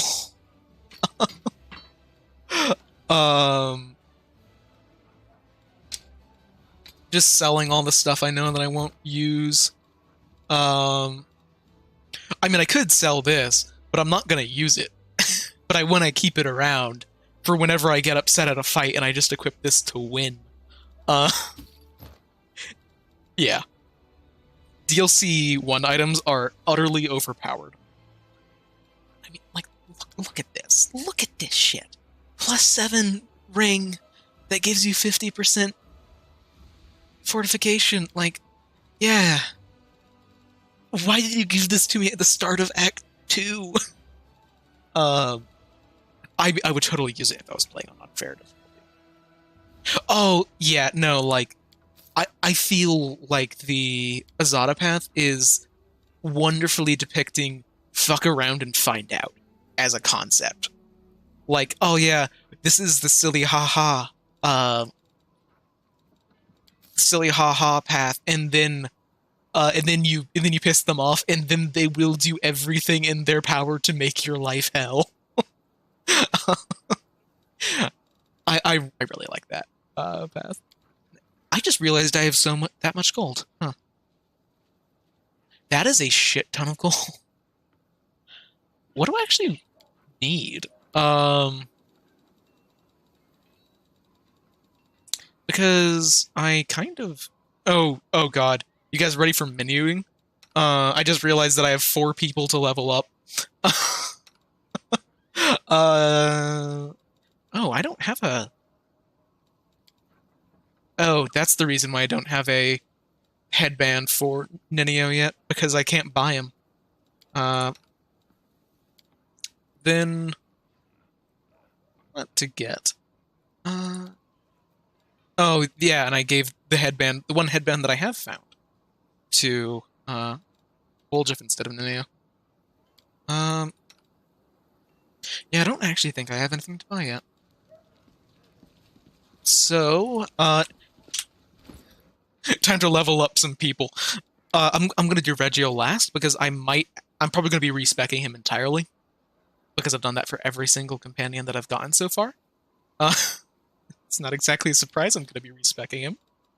And I still have no idea really what I'm doing with Social as a character, because, like, he's a cleric of Shalem that uses a glaive, which is what my main character does. So I'm not certain exactly what I'm doing with him, but I'm doing something. So actually, let's double check. I don't think I can get Great Cleave.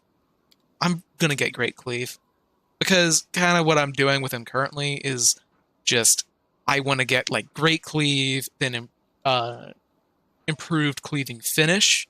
So whenever he knocks someone down, then he can make an additional attack and just keep on going and going and going and going. And then I want to get like lunge so I can just get as big of a reach as possible. That's just what I'm going with the build for him. It's kind of a mess, but it'll be fine. I'm not going to use him much. And yeah. Planning ahead with like a path builder thing for the whole party would be so required. Honestly, I kind of wish that you could do that in this game, where you could like load in pre-established builds and then it would just do it automatically. Where I could like plan like the build for Nenio and then just hit auto level up. That would be really good. That isn't a thing. In this game, I mean, I'm fine with it because I like planning out builds. To me, this is engaging gameplay. But, let's see, what do I have in? So I've got Augment Summoning. Should I grab... Yeah, let's grab Superior Summoning. Or is it Superior Summoning? It is... Superior Summoning, yeah. Just additional creatures whenever you summon stuff. And here... This is kind of important. Enhanced Cures is really good.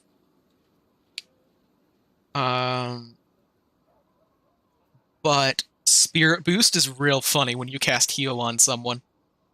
Because you can give them so much temp HP.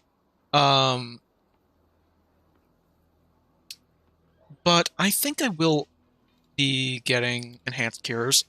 Because it'll just make his spells last longer. But here, then I can grab... I don't know. There aren't a whole lot of really good divine spells for level 1. But there are so many high-level ones that you, like, need. I guess I can get, like... Because I just like buffs. Screw it. Give yourself some, ranged attack roll concealment, I guess. But then, second level spell. Now we get... Because there are a lot more good ones here. I could get what? Like, Resist Energy would be cool, except I think I already know... Oh, I don't know Communal Resist Energy. I probably will be picking Communal Resist Energy next. Delay Poison would be cool, except there's Communal Neutralize Poison. Wait, what? Wait. Oh, he learns Neutralize Poison. Okay. I was worried that... okay. It's fine. Now, like, Aligned Weapon would be cool, except I have the Covenant of the Inheritor, so it doesn't really do much. Let's get Weapon of Awe. Weapon of Awe is fun.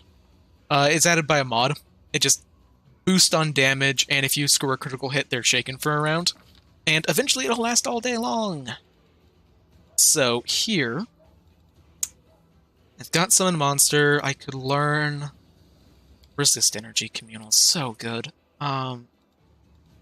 Because it'll last all day long, and yeah. But Animate Dead would be funny. But I'm gonna get this for now. Resist Energy Communal is just so good. Because, yeah, whenever you can cast a Resist Energy spell that lasts all day long, then that's really good. Now, let's see. I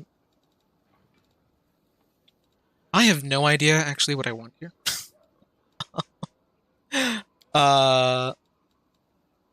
Like, zero concept. Battlemaster wouldn't actually be bad. Because it would give weapon specialization next level. However, I am getting a Hex next level. So, actually, yeah, let's hold off on getting that. Because instead... Because basically, yeah, Camellia is just a self-buffing and team-buffing outflank. Okay, never mind. My choice was made for me. Outflank is so incredibly good. So let's check out Regiel.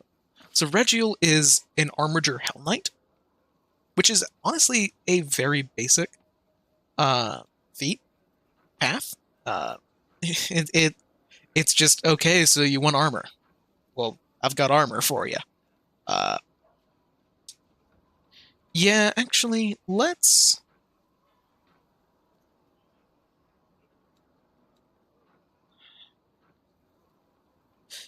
Yeah, let's respec him. I just want to make sure that I have everything I want with Regiel in order. And he should not be remotely a complicated character to respec. He is... Keep the original stats. He is a pretty straightforward build. He is just a 2-weapon fighter. A high-dex 2-weapon fighter that wears heavy armor. Which sounds bad, but then you remember, oh yeah, that's right, he has ridiculous amounts of armor training. Oh, actually, I'm going to double-check what the prereqs for Hell Knight are, so I can hit them. So, knowledge, 2 Knowledge Arcana, 5 Persuasion. Okay.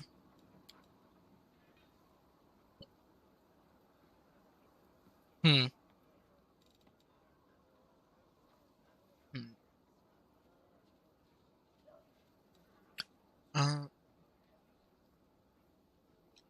I'm 100% taking that. Oh, wow, it's 1 a.m. for you? Yeah, no. Get some sleep. That is a good idea.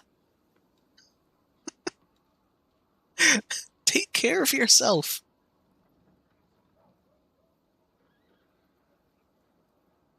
Take care. That is a good thing to do. Go to sleep.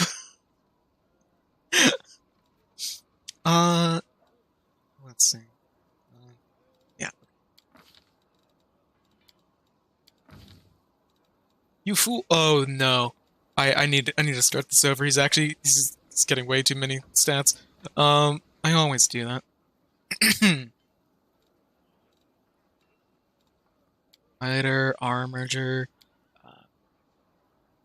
Oh, I would love to not have to sleep. It would be so good. Like, I don't know if this is something that you guys experience, but I don't remember any of my dreams.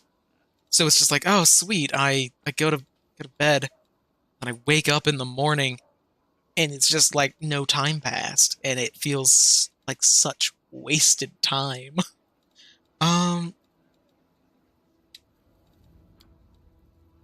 What are Hell Knight class skills? Because I would be totally fine with putting... Perception is a class skill for Hell Knights, so I'll be putting ranks into it. Because eventually he'll be good at that. Eventually being not very long.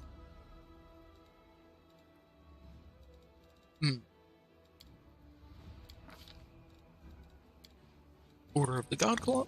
And now we do level 2 and up.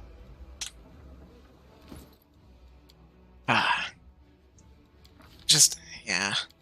Feels like so much wasted time whenever you sleep, because it's like, oh, wow, that's great. It's morning now. And could have done so much in that time. 2-weapon fighting.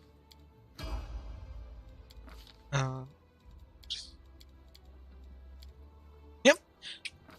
Thanks. I am not certain exactly how much longer I am going to be streaming, because I have genuinely no idea.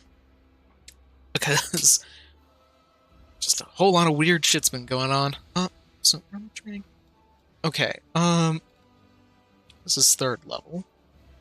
So I could get double slice. Double slice would be pretty good.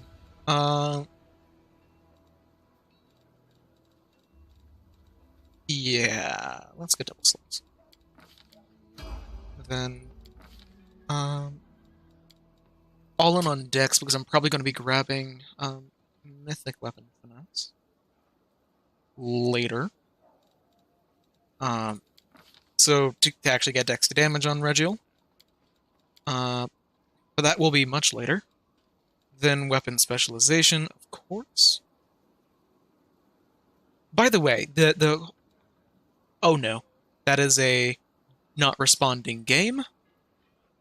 It is now responding. It really doesn't like opening up these the feats where it shows every single spell. It hates doing that. Uh, it despises doing that. My game really lags whenever I do that. But now, let's see. I could grab something here. Effortless dual wielding. No, because that's already good. Some of these would be really good if I was actually going 20 levels of fighter, but because I'm only going 10 levels of fighter, it isn't. What to do? Outflank. Never mind. Scrolling through all of these, I'm like, oh, I wonder what I could get. Oh, that might be good. Oh, wait, never mind. My decision has been made for me. Every character is required, or every melee character is required to get outflank in my parties. Yeah, so now we start going Hell Knight. But my idea with Regiel as a character build is just how high can I get his armor with like being a high dex character with a in like heavy armor. With armor training, and there's a mythic ability that's added that I can just show you. It is Armor Master. Basically, you reduce your armor check penalty by 1 per mythic rank and increase your maximum dex bonus by 1 per mythic rank. Which is crazy. Because currently, let's look at Regiel. Currently, Regiel has, is normally wearing full plate, so 1 max dex. But he's actually getting, 2 max dex. Or, sorry, 3 max dex. Because of his, or his armor training. But with Armor Master, you can bump that way, way higher. Especially if you're planning on boosting his dexterity really high, which I am. So I am either thinking... Unrelenting Assault will be really good on him because he makes a lot of attacks. But I'm either thinking Abundant Smite Chaos or Armored... Up to half Mythic rank plus 1. I think I might actually go for Armor Master right now. And then Armored Might. And then Abundant Smite Chaos into Limitless Smite Chaos. I think that might be what I'm going for. Yeah.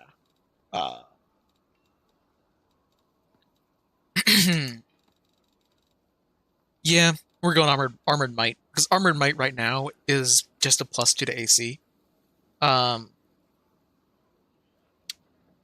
no, that's only +1. I'm going Armor Master. Both scale with Mythic rank, which is not actually that good right now, because we're Mythic rank 1, so like, if it scales with Mythic rank, then it's bad at low Mythic ranks. But that does boost up his AC by 1, and it will boost up his AC by dramatically more as we get higher level. Also, before I forget, I'm actually going to give that, and does anyone in my party actually use light armor that I'm actively using right now? I don't think that would actually be good.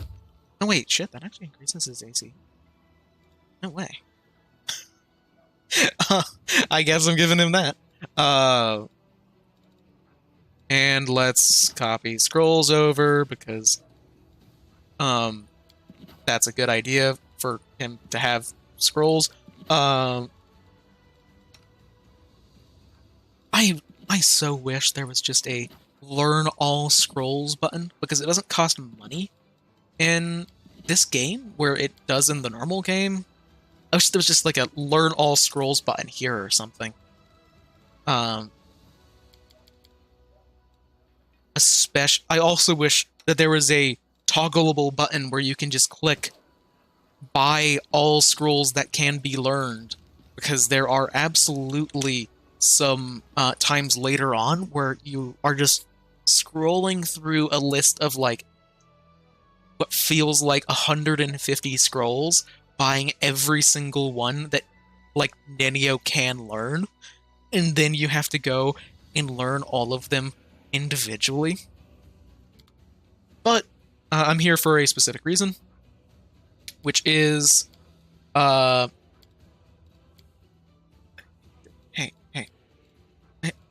I'm here for there we go. I just want to check I have third level kit, which is actually all I need. Then what about scroll scribe? Because third level, I'm actually going to grab 6. Because I have way too much gold, and I will need it eventually. Oh, I also have a 4. Oh well. Because I want those eventually, and I have enough gold now. With nothing else objectively to, like, spend it on. So, yeah, that is... Oh, I just remembered I need to update this, because I need Death Ward back. Death Ward is, fucking MVP. You don't need it until you absolutely 100% need it, and it will save your entire life. And yes, I just spent a very long time leveling up 4 characters that I'm not going to use. That's how I roll.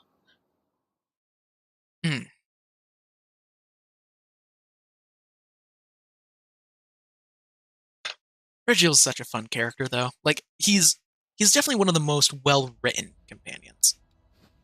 Even if he is an utter asshole. Now let's go and scope things out with the army. Let's absolutely destroy this demon group. This army's gonna get so screwed. And yeah, for those that didn't watch the last couple of streams, and have also played the game, I am intentionally using a fighter general instead of like a mage general. That is an intentional choice by me. Because I know that mage generals are better. And it is terrifying playing a army that doesn't have access to healing magic. But I want to do something different than what I did last game. And I did the entirety of the last game with a ranger general. So I just want something different.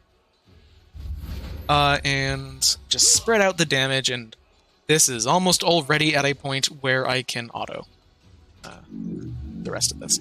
I just want to get another... Oh my god, yeah. Yeah, this is auto.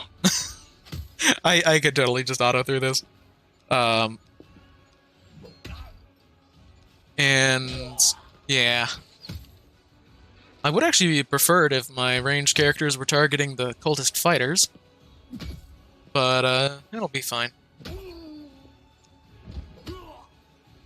Because now they're gonna melt.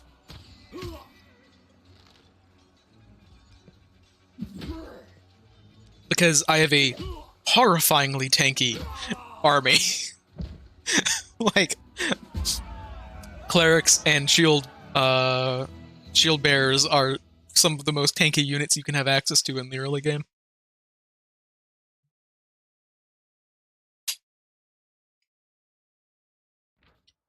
I'm so tempted. So tempted to go for what I did in the previous game. Do I try this army? This army will probably kick my ass. I'm going to wait until I'm 6 strength, I think. Because this army has a spellcaster general who will just hit you with Scorching Rays. And, yeah, that hurts like a bitch. Actually, I might not actually want to go that way. Huh. I think this is another event that's pretty important that I'm going to be triggering. Well, let's focus on the sharpshooters, I guess. Because the sharpshooters are easily the most dangerous here because they can weaken the, our archers. Except they are going for our clerics, because of course they are. Because everybody goes for our clerics. Which actually works for us, because the clerics can heal themselves and are the only healing in our entire party. Or army, not party.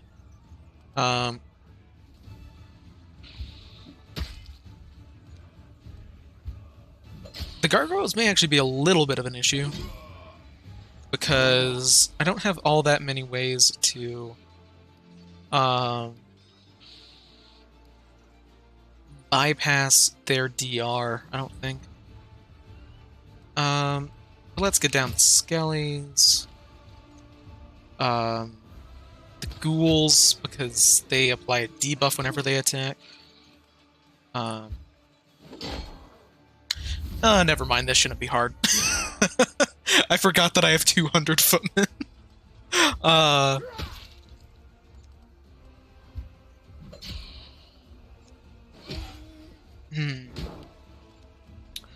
So, yeah, let's... Skellies and... Okay. And, of course, the clerics are paralyzed, damn it. They were going to heal themselves this turn. Get the ghouls out of the way so they stop having a chance to paralyze people. This paralysis is lame.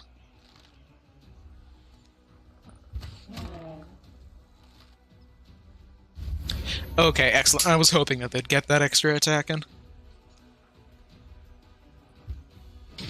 And now we have to... We're just gonna auto. These skeletons don't stand a chance. At all. And well, the clerics panic for some reason. They still had 3 lay on hands. Also, can I say, it bothers me that the clerics have access to lay on hands and smite evil. Why do they have access to those? Okay, blessing. All units get +1 to attack for 3 rounds. Bane, all enemy units. I'm gonna grab this because I am all in on attack. We attack lots of stuff in this house. We're not gonna be going to the camp, by the way, for a long time. The camp has another event. We're not visiting that camp, the new base camp, for a while. So, now let's see. Some more skeleton archers. Absolutely going to be the priority. Yeah, no, I wasn't certain if visiting that area was gonna activate that event or not, but now that I see that, like, oh, that did pop up, didn't it? Hey, I'm not going there for a minute. And also, whenever I do, I'm gonna strip Woljeff of everything that he's worth.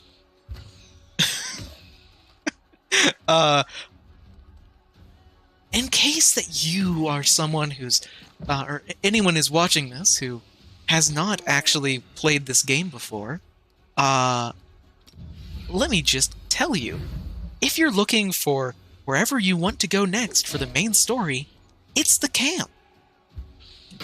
Go there whenever you feel comfortable and confident that there's nothing else you want to do. That confused me for a long time about what the hell do you do next. Mainly because I've turned off corruption, so I don't actually have to go back to the main camp to rest very frequently. Because I don't find corruption to be an engaging mechanic. It's just a kind of boring, just, okay, it could have been done in a much more engaging way, but they didn't. So, yeah. I have problems with corruption, so I removed it. Or disabled it using Toybox. There's a reason why in the description for this stream, I have listed Toybox as a mandated by law mod as its category.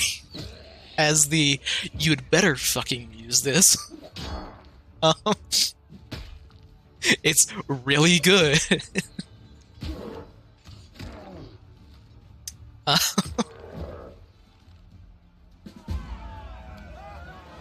It's also hilarious to me. The other thing that I maybe should mention is I've used Toybox to just make it so banners stay green, so I don't have to. Bunch of fatigued horses that were fending off a demon attack that was pursuit. Oh, so this is mounted scouts, right? If I'm remembering correctly, mounted scouts. Let's combine them with the Hell Knights, I guess. I guess I'm building up my second army now. But where to go next? Well, they're out of movement. Never mind. I guess I can go to the inconspicuous camp. I guess. This is... Actually, before we go here, I do really need to go to the bathroom and get some water. So, before we go here, where there will be some talking, I am going to be right back. So, just give me a couple of minutes, and I will be right back to continue playing some Wrath of the Righteous.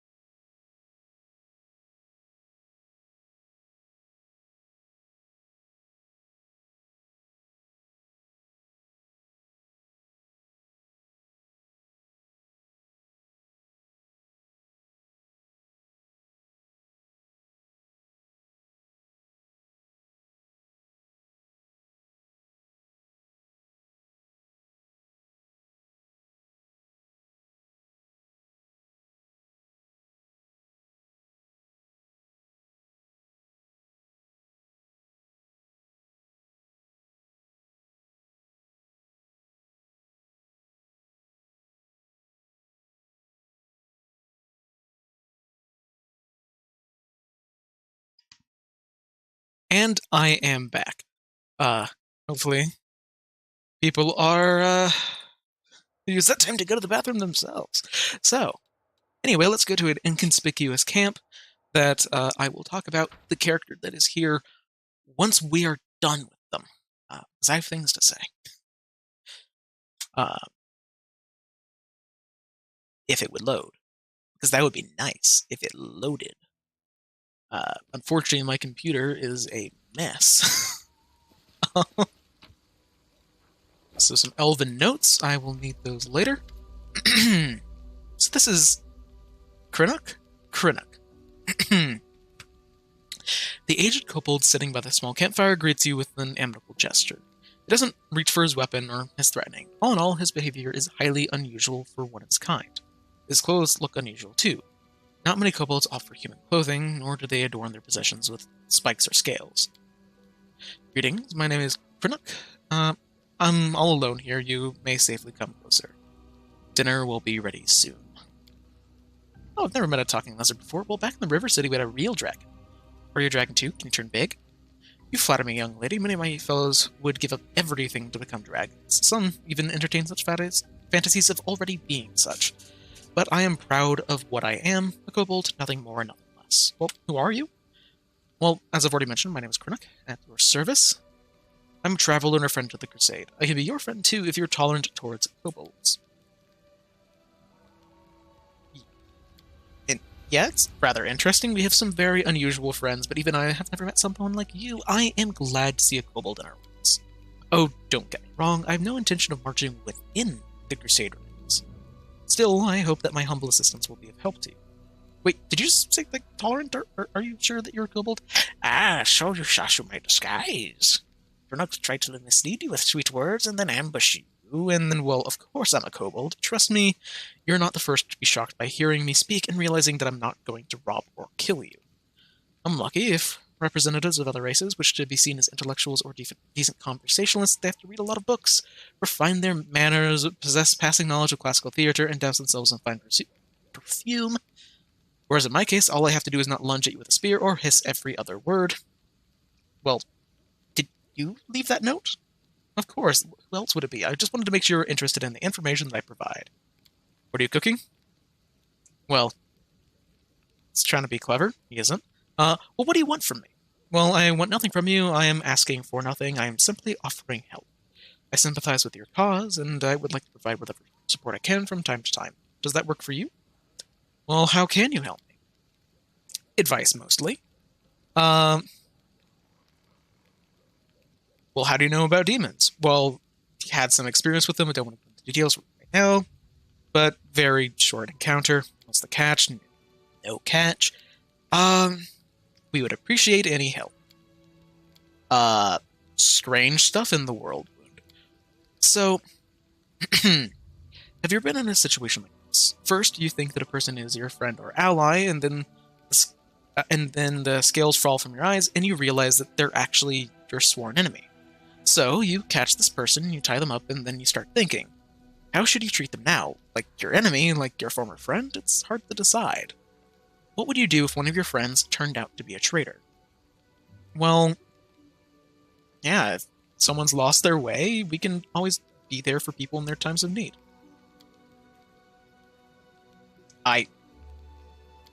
Okay. Did some cleric tell you that? Yes, me, I'm the cleric. And have you ever heard of those who have returned from the path of righteousness? Yes, legitimately. There are people in this game who come from the path of wrong to the path of righteousness. Yeah. Well, I'm not convinced by you. But, yeah, it is very suspicious that you, know such weird things. Let's talk about it next time. So, basically, I don't like Krenuk as a character. Or rather, I don't like the way that he is executed as a character. Because Krenuk is, if I'm recalling correctly, on the Kickstarter for Wrath of the Righteous, there was a reward tier where you could have a character of your design be added to the game. And I believe that Krenuk is one of those characters. There are a couple of others. And he's just very much a I know better than you and I'm cool and mysterious and you don't know who I am and oh, look at me, I'm so cool kind of character. And I just hate that character archetype so much. Like, oh my god, I hate it. Oh shit, we can go to Heaven's Edge now. I didn't realize that we could go to Heaven's Edge now.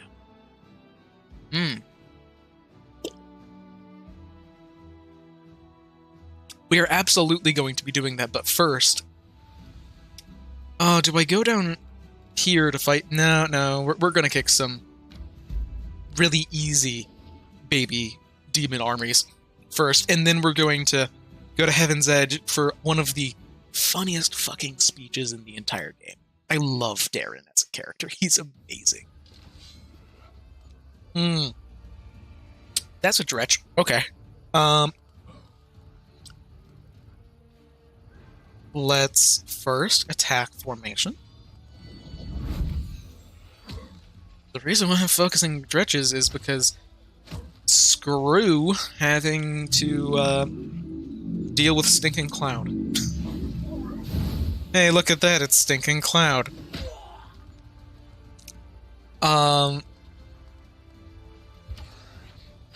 They're still gonna get off another one, huh? That's fun.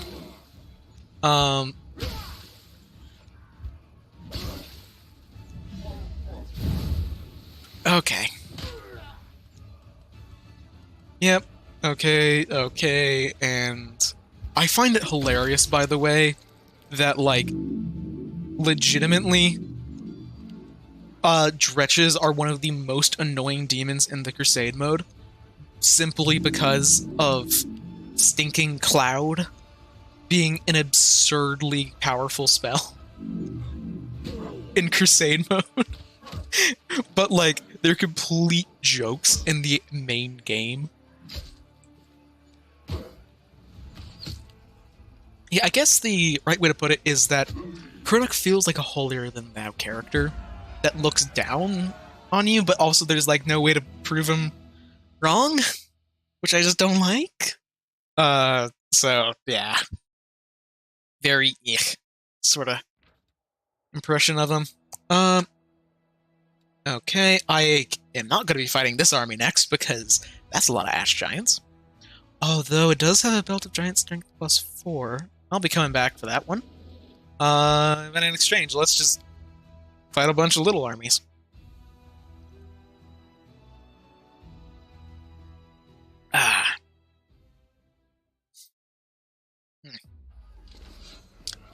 Okay, so some fighters. Yeah. Locust swarms are absolutely going to be the main target because they can stun like your entire army. Or sorry, they automatically attack everyone next to them, and everybody next to them gets stunned. Which is really annoying because it takes away the entire turn of your like front line. And then we can start. Okay, are these cultists or cultist fighters? Those are cultists, okay. Because that is a very good spot for channel energy on a cultist, so I'm gonna get rid of them. But now we can auto. We can totally auto. Can you believe that I went through like 75% of the first playthrough of the game without ever using auto mode for this mode? So I would have done all of this manually. Like this entire like finish up getting the scraps of the enemy army, and I would have done that all manually. Jesus. I actually really like Crusade mode. But it's like, oh my god, it's so straightforward. Let's see. Yeah, that's not bad.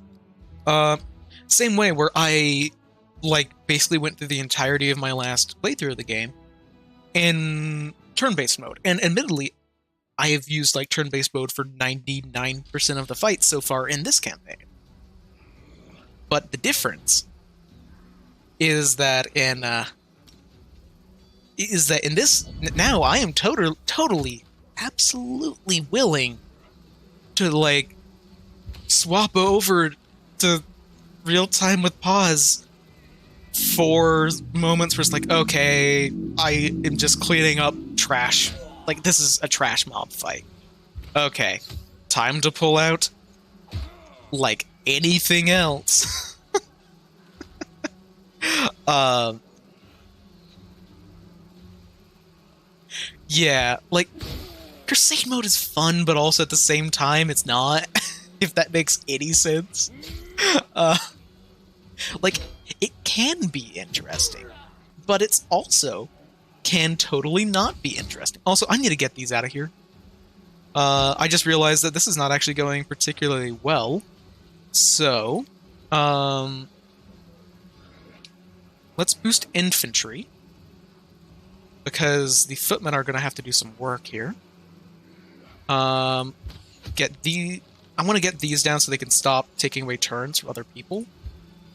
But I really need to get down the Babus. And I really need... Oh, thank you for killing the Babus for me, cultists. I don't have room in my infirmary anymore, which sucks. But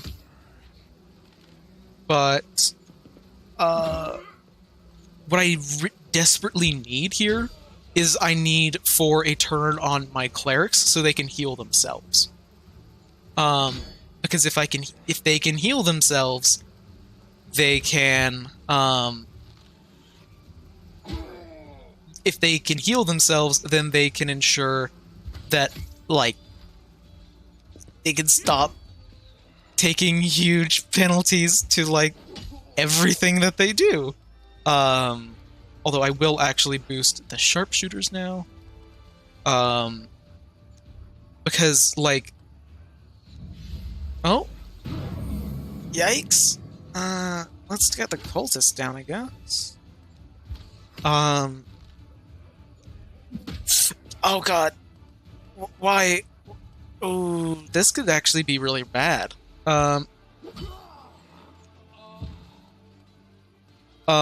If I activate this,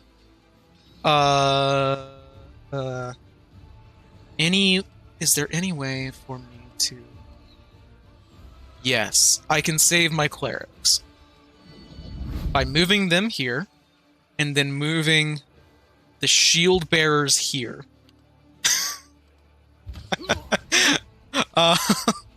Now the fighters aren't going to be able to get to the clerics in time, so the clerics are going to be able to heal themselves. Tactics. So, Landhand Self. Oh, I was like, there's no... How did that only heal... How did that heal so little? Oh, I didn't mean to hit A. And then I remembered over... That's right, there's two of them. So their healing power is actually pretty limited right now.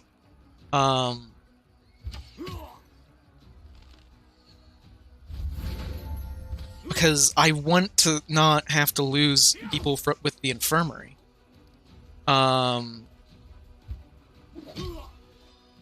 So, Landhand's Self.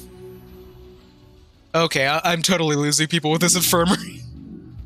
Oh, yeah. No, it's kind of a lost cause, eh? That's what I get for running into fights, being exceptionally confident in my own abilities. And why having a general that would be able to actually, help out people would be really big.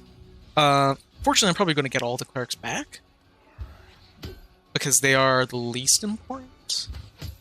The most expensive members of my army. Okay. I didn't get all the clerics back.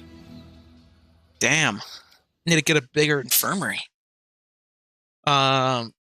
Admittedly, I have not increased the size of my army in a very long time, because I do, like, you can recruit new enemy, or not new enemies, you can recruit new,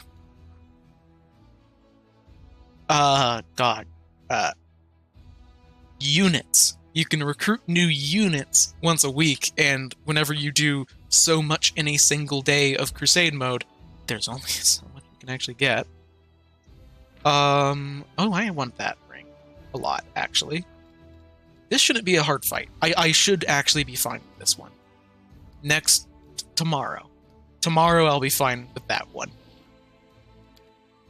And let's rest. What do I want to... What scroll do I want to scribe? Haste, I guess. Guess I could haste.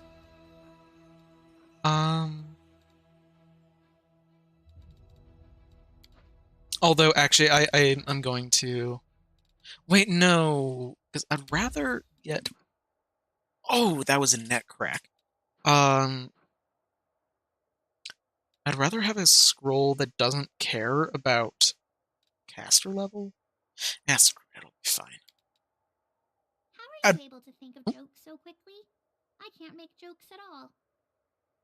So you've seen how fast a paladin can bring up their shield to fend off a But paladins are good with their shields, Lion. I was really hoping that was going to be Ember talking to Woljif, because Woljif actually does come up with a good joke quick.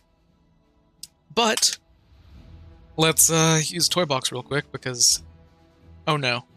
Oh shit, it's loading blueprints. Fuck. My game's gonna be lagging out for a while because of that. But let's change the party around. Specifically... Oh, wait, why are we going somewhere?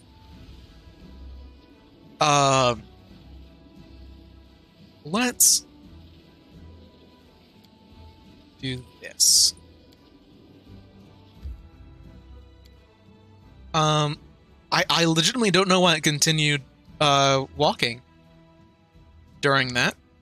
Oh god. This is what happens whenever blueprints load.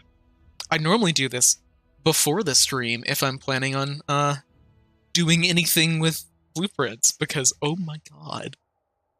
If I open up OBS, or no, this, actually it's not as bad as I was expecting.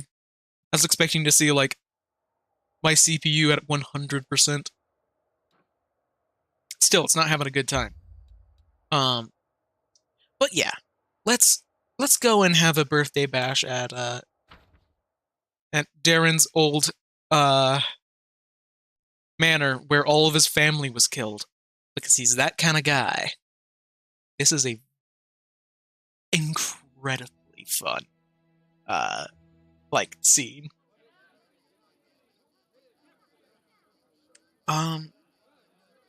Also, I just want to double check. I do have a remove disease. I wish it would automatically use remove disease if someone in your party is diseased, because Ciala is. And my not so numerous, but nonetheless dearest guests. About a year ago at my last birthday party, I assured you all that I nurtured a deep-seated hatred for boring people who give protracted speeches in the misplaced belief that their inner thoughts are of any interest to anyone but themselves.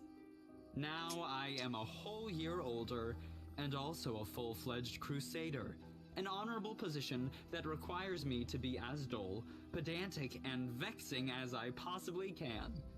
Therefore, a speech it is. I love his character so much. He's such a fucking asshole.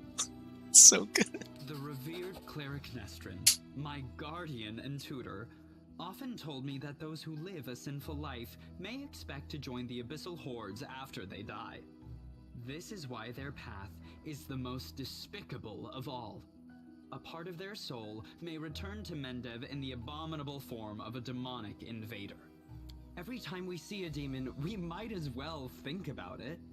What if this wretched creature used to be your great-great-grandfather?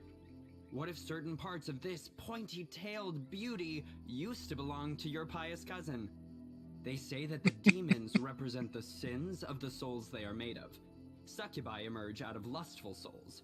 Vandals turn into Abracandilu. Gluttons become Nabasu. I, for one, am determined to commit as many different sins as possible, so that the distributive mechanism of the abyss breaks when it tries to decide what to do with my soul. You, my dearest guests, will be my assistants in this complicated task. I Eat, love him so drink, much. and indulge yourselves in whatever vices you can. Let nobody leave this house as righteous as they entered it. Live every day like it's your last. After all, nobody knows when that day will arrive, do they?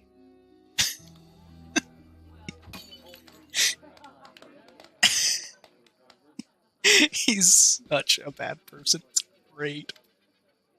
How interesting. Inquisitor Lytor whispers in ear from behind. Well, did you find anything interesting? Inquisitor? Nothing really, I just took note of a few things. I attempted to find out whether anything unusual or mysterious has happened to the Count over the last 10 years. During my conversations with his acquaintances, 2 people noted that he never speaks of the revered Nestrin, the priest of Iomade, who was his guardian and tutor. Yet he just mentioned Nestrin in his speech. Whatever that might mean. Well, you told me that you tried to find out if anything weird has happened in the last 10 years. Well, some of the servants complained about strange occurrences in the house, like objects moving by themselves or candles going out. Of course, that could be a simple figment of their imagination. It's also very well known that the Count often invites various spellcasters to entertain him, and encourages them to use their magic in mischievous ways. Practically the whole of Mendev knows the story about 3 drunk wizards and their teleportation race across the roofs of Canabris after a night at a party at the Count's house. What I'm trying to say is that any fluctuations in residual magic at his house are not at all surprising. There was the matter of the abduction, however, a gang of bandits kidnapped the Count hoping for a ransom, but the only reward they got was death. Afterward, the Count told everyone that he had hired the bandits himself as a joke. The other mercenary squad that freed him and executed the bandits was also in his employ. Nobody really wanted to delve too deep into this case after confirming the identities of those wretched cutthroats. There was a disturbing fact about it all, and I don't mean the Count's bizarre idea of fun. Those mercenaries who supposedly freed him had also cut off the heads of the bandits, after they had already killed them. Well, their heads were cut off? Yes, perhaps I hadn't noticed this detail if I had not visited Heaven's Edge right after the tragic incident. I remember that we also found several headless bodies, both guests and demons. We had thought that they had been decapitated in the fight. Well, yeah, this is kind of strange, because I actually have a bunch of severed heads in my inventory that I don't know where they came from, and they only showed up after Darren appeared in my party. Huh. Wait, what? That's alarming. Well, now we have another reason to conduct the investigation. It's crucial that we find out exactly what happened.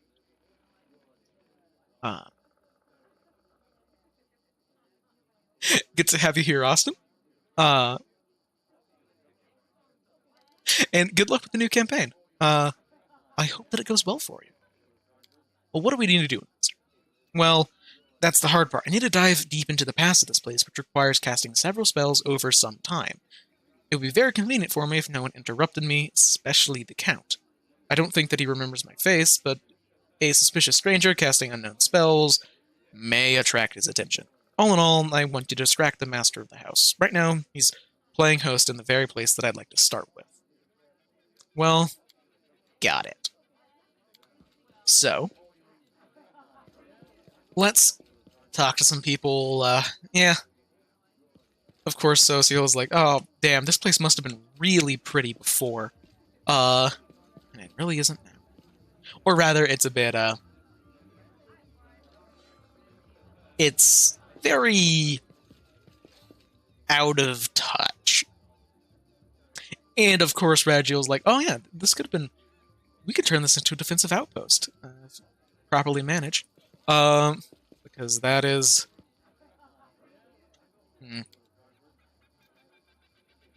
Interesting. I thought I had a hotkey for resetting. There we go. Okay, so occasional traces of older masonry foundations. It looks like this was reconstructed several times. How odd. I actually do have something hotkeyed now, so I can just quickly reset for skill checks, because I like being able to figure out lore, even if it's locked behind.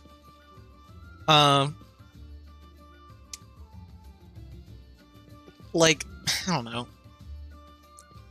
I just don't like it whenever information is locked behind skill checks when you're only locked to one person being able to make them, especially. Yeah. So I agree. I agree, Ember. I don't like parties. But hey there.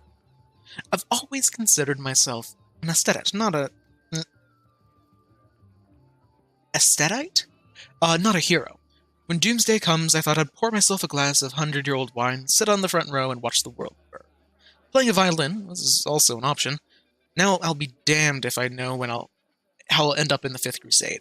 How did I become a heroine chosen by Iolmade? Or become the companion of a heroine chosen by Iolmade? Well,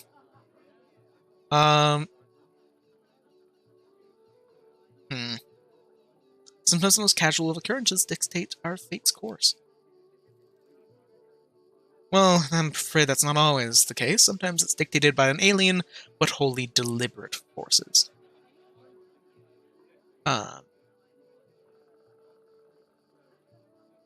Well, yeah, so let's see. Why did you choose to throw a party at the scene of such a tragedy? What an odd feeling. It's like I'd been under the sun in a particularly spectacular meadow in full bloom, and you barge in and pour a bucket of ice water all over me. Is this how you treat people who invite you to their celebrations? No, you don't have to answer. I could come up with a polite excuse, but I'd rather much I do not wish to continue this conversation. Damn, I was hoping to... shit. I have a particular thing that I'm trying to do. Trying to get a good ending with him. That was the bad choice. Fuck. Well, I see that you did your part, Commander. Thank you. Now get ready to watch and listen closely. I will unravel the past of this place and try to show you what I find. I have to choose my words more carefully in the future.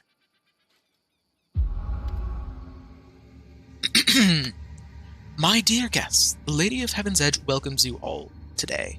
I hope that this day is as bright for you as it is for me, because on this day, my only precious, sometimes arrogant, but utterly beloved child was born. A child is usually a reflection of their parents and caretakers. Countess, would you allow this humble tutor of this young man to address the guests and the man of hour himself? Can't we just have one day without your sermons? It's my birthday, after all. Day? I'm sure the revered Nestrin only wanted to hug you and offer you his best wishes on your birthday. Wait, what's that noise? The shrill laughter rings in your ears and reverberates in the base of your skull. In the vision, a Lilitu appears before the guests of the estate and gives them an exaggerated, scornful bow. The sorceress of evil has come to your celebrations, mortals. Did you prepare a treat for me, too? What do you want of me, spawn of the abyss? I've already done everything I wanted to. Hey, you, doddering cleric, look around. Don't you notice anything odd? The plague in your wine, in your food, in the air around you, in your blood? Soon you will all die. Pray to your pathetic goddess and call upon your healing powers all you want, but they're not going to help you. Nothing will help you. I'll give you a chance to see it for yourself, and when I return, the grave of realization will have sunk their teeth into your throats. Oh, how I love watching mortals in their final desperate hours. And I think that's it. Yeah. Fun vision. Totally a terrible birthday party for Darren. Well, who were those people in the vision? Well, Countess Selena was Darren's mother and one of the most beautiful women in all of the history of Mendev. She was Azamar, just like her son. The old man was the esteemed cleric Nestrin, our Count's guardian and tutor. He was well known for his unfaltering faith and iron will. I was only passing acquaintances with him, but I can't tell you any more than that.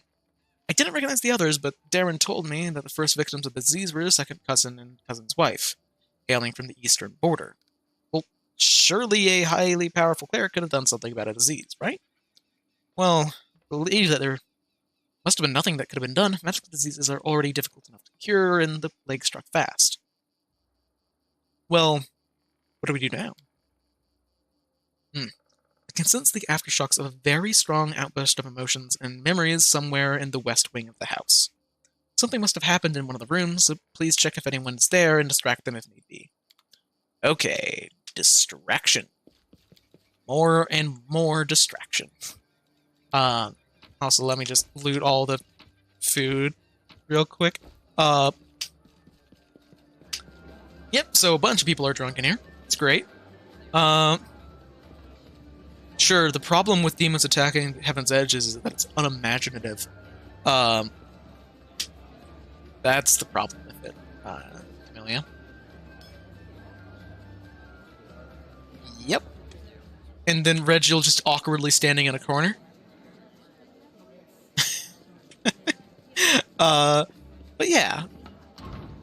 West wing of the house. Let's see. Anything going on here? Well, Woljif, what are you doing off in a room all on your own?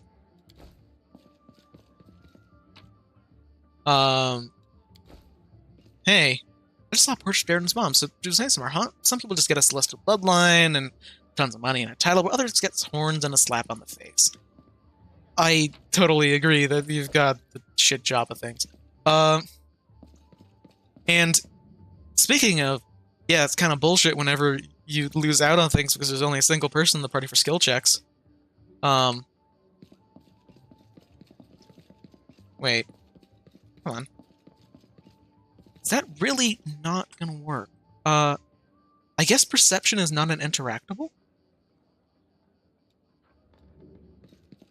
Huh.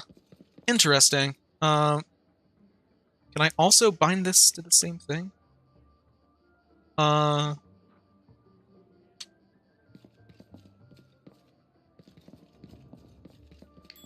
Okay, eventually got it.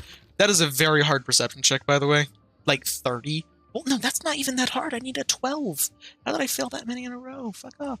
The main thing is there's just some cool stuff here. Like, profane bonus to intelligence score. And haste and slower quickened.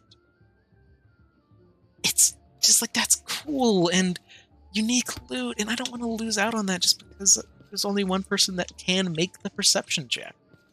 But anyway, if only we were trying to get something into the, something from this room. Also, hey, that's a shit ton of diamond dust. Clear purpose. What are these again? Yep, I'm gonna be giving that to Darren. Counterfeit Darren Sunhammer jewelry. I am surprised that's counterfeit, actually. I thought that they would have legitimate Sunhammer jewelry. But, hey there, Darren.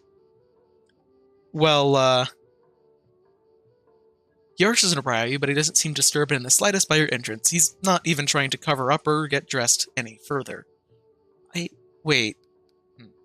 I think there might have been some text about how he's, like, half naked currently. But, well, what room is this? Well, it's just a random room. It's totally not. This is his mom's room.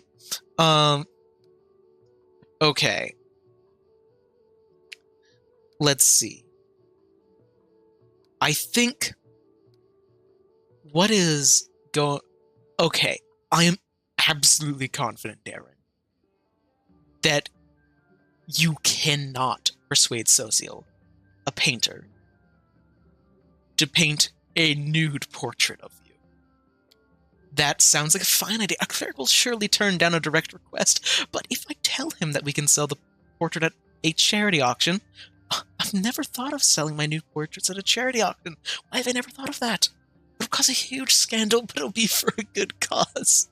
That will give these god bothers something to complain about. You've given me a brilliant idea. That's just such a funny fucking idea. I love it. Well, I see you're able to do what I asked. For yourself, this vision might be rather difficult to watch.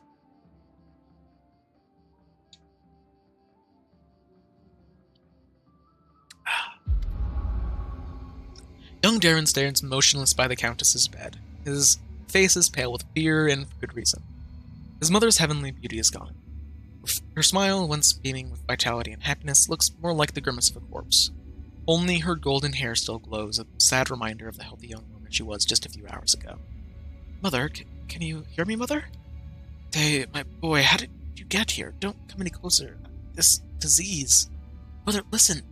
The revealed Nestrin sealed the gates. He won't let anyone leave the estate. If the plague reaches larger settlements, nobody will be able to stop it.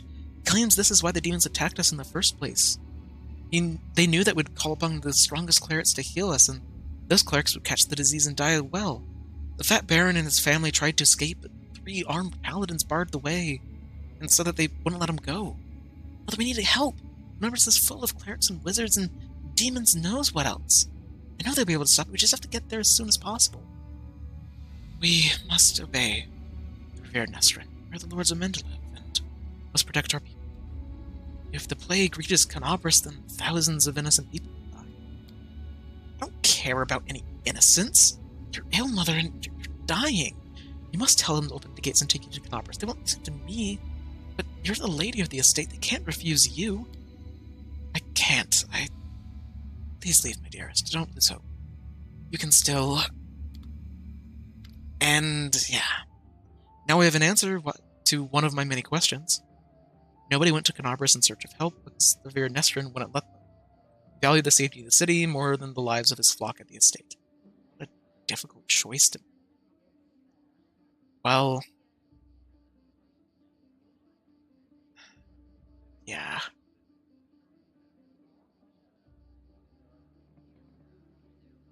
Yeah. Giving up the lives of... Oh, God.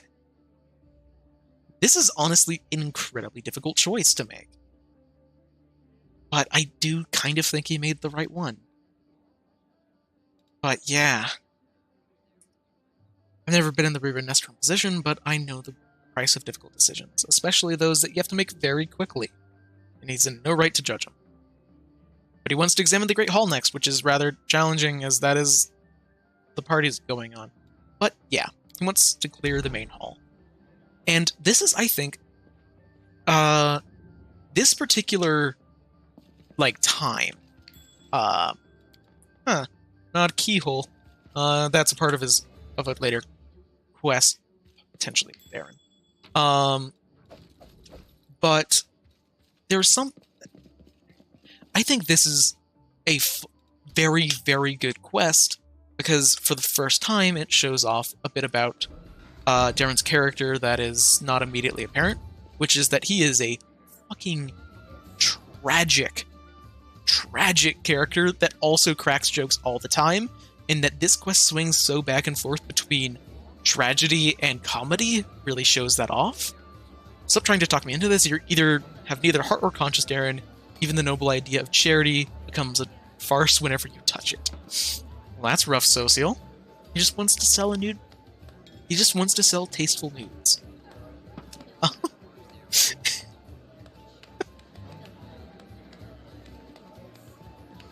Well, that certainly went well. So, there's a feverish gleam to Darren's eyes, owing to either tipsiness or an overabundance of emotion. Oh, there, Chance. That broader associate refused to even sketch me in the nude for charity. But it didn't upset me too much. The phases he made while I was explaining the idea to him were well worth it. It looked very much like a pious matron being confronted with a talking male organ, one that was 2 foot long and being held aloft by a pair of golden angel wings. How are you enjoying my party? Well, yeah, time of my life. At least someone here is having fun. Well, let's change the subject. I thought the unique ambiance of Heaven's Edge and the fact that we're on the very border of the world would make this celebration special. I thought the past would resurface and make itself known. Well, it seems like ghosts don't even wish to attend my parties anymore. What do you think we can do to liven up the evening?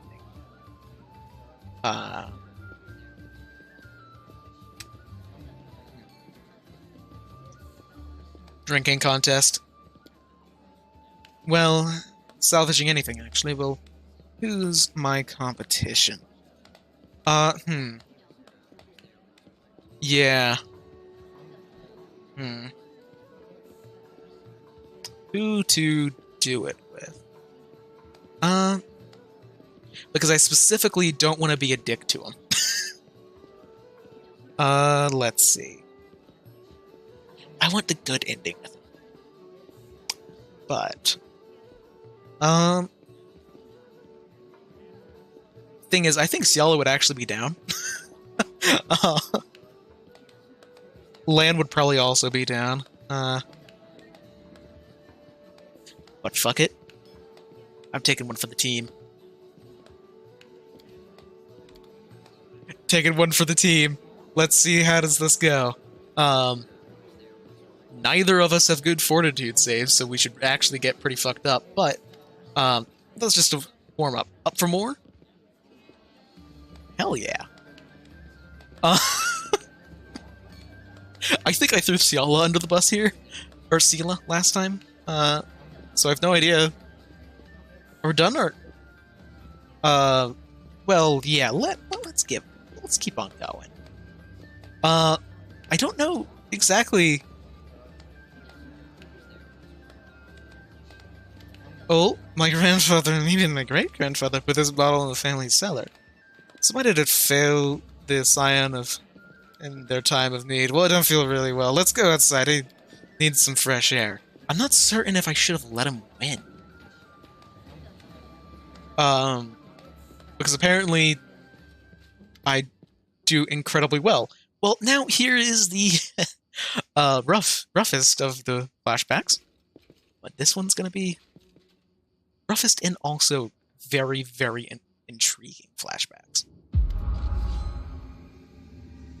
A ripple of laughter flows through the hall. It begins with a sweet, charming chuckle, but ends in a rasping cackle that makes Darren huddle even further in the corner. Why are you running from me, my sweetest prince? Come, let me touch you. I'll give you... Get away from him, demon. Let the boy go. By the blade of the inheritor, you touch him only over my dead body.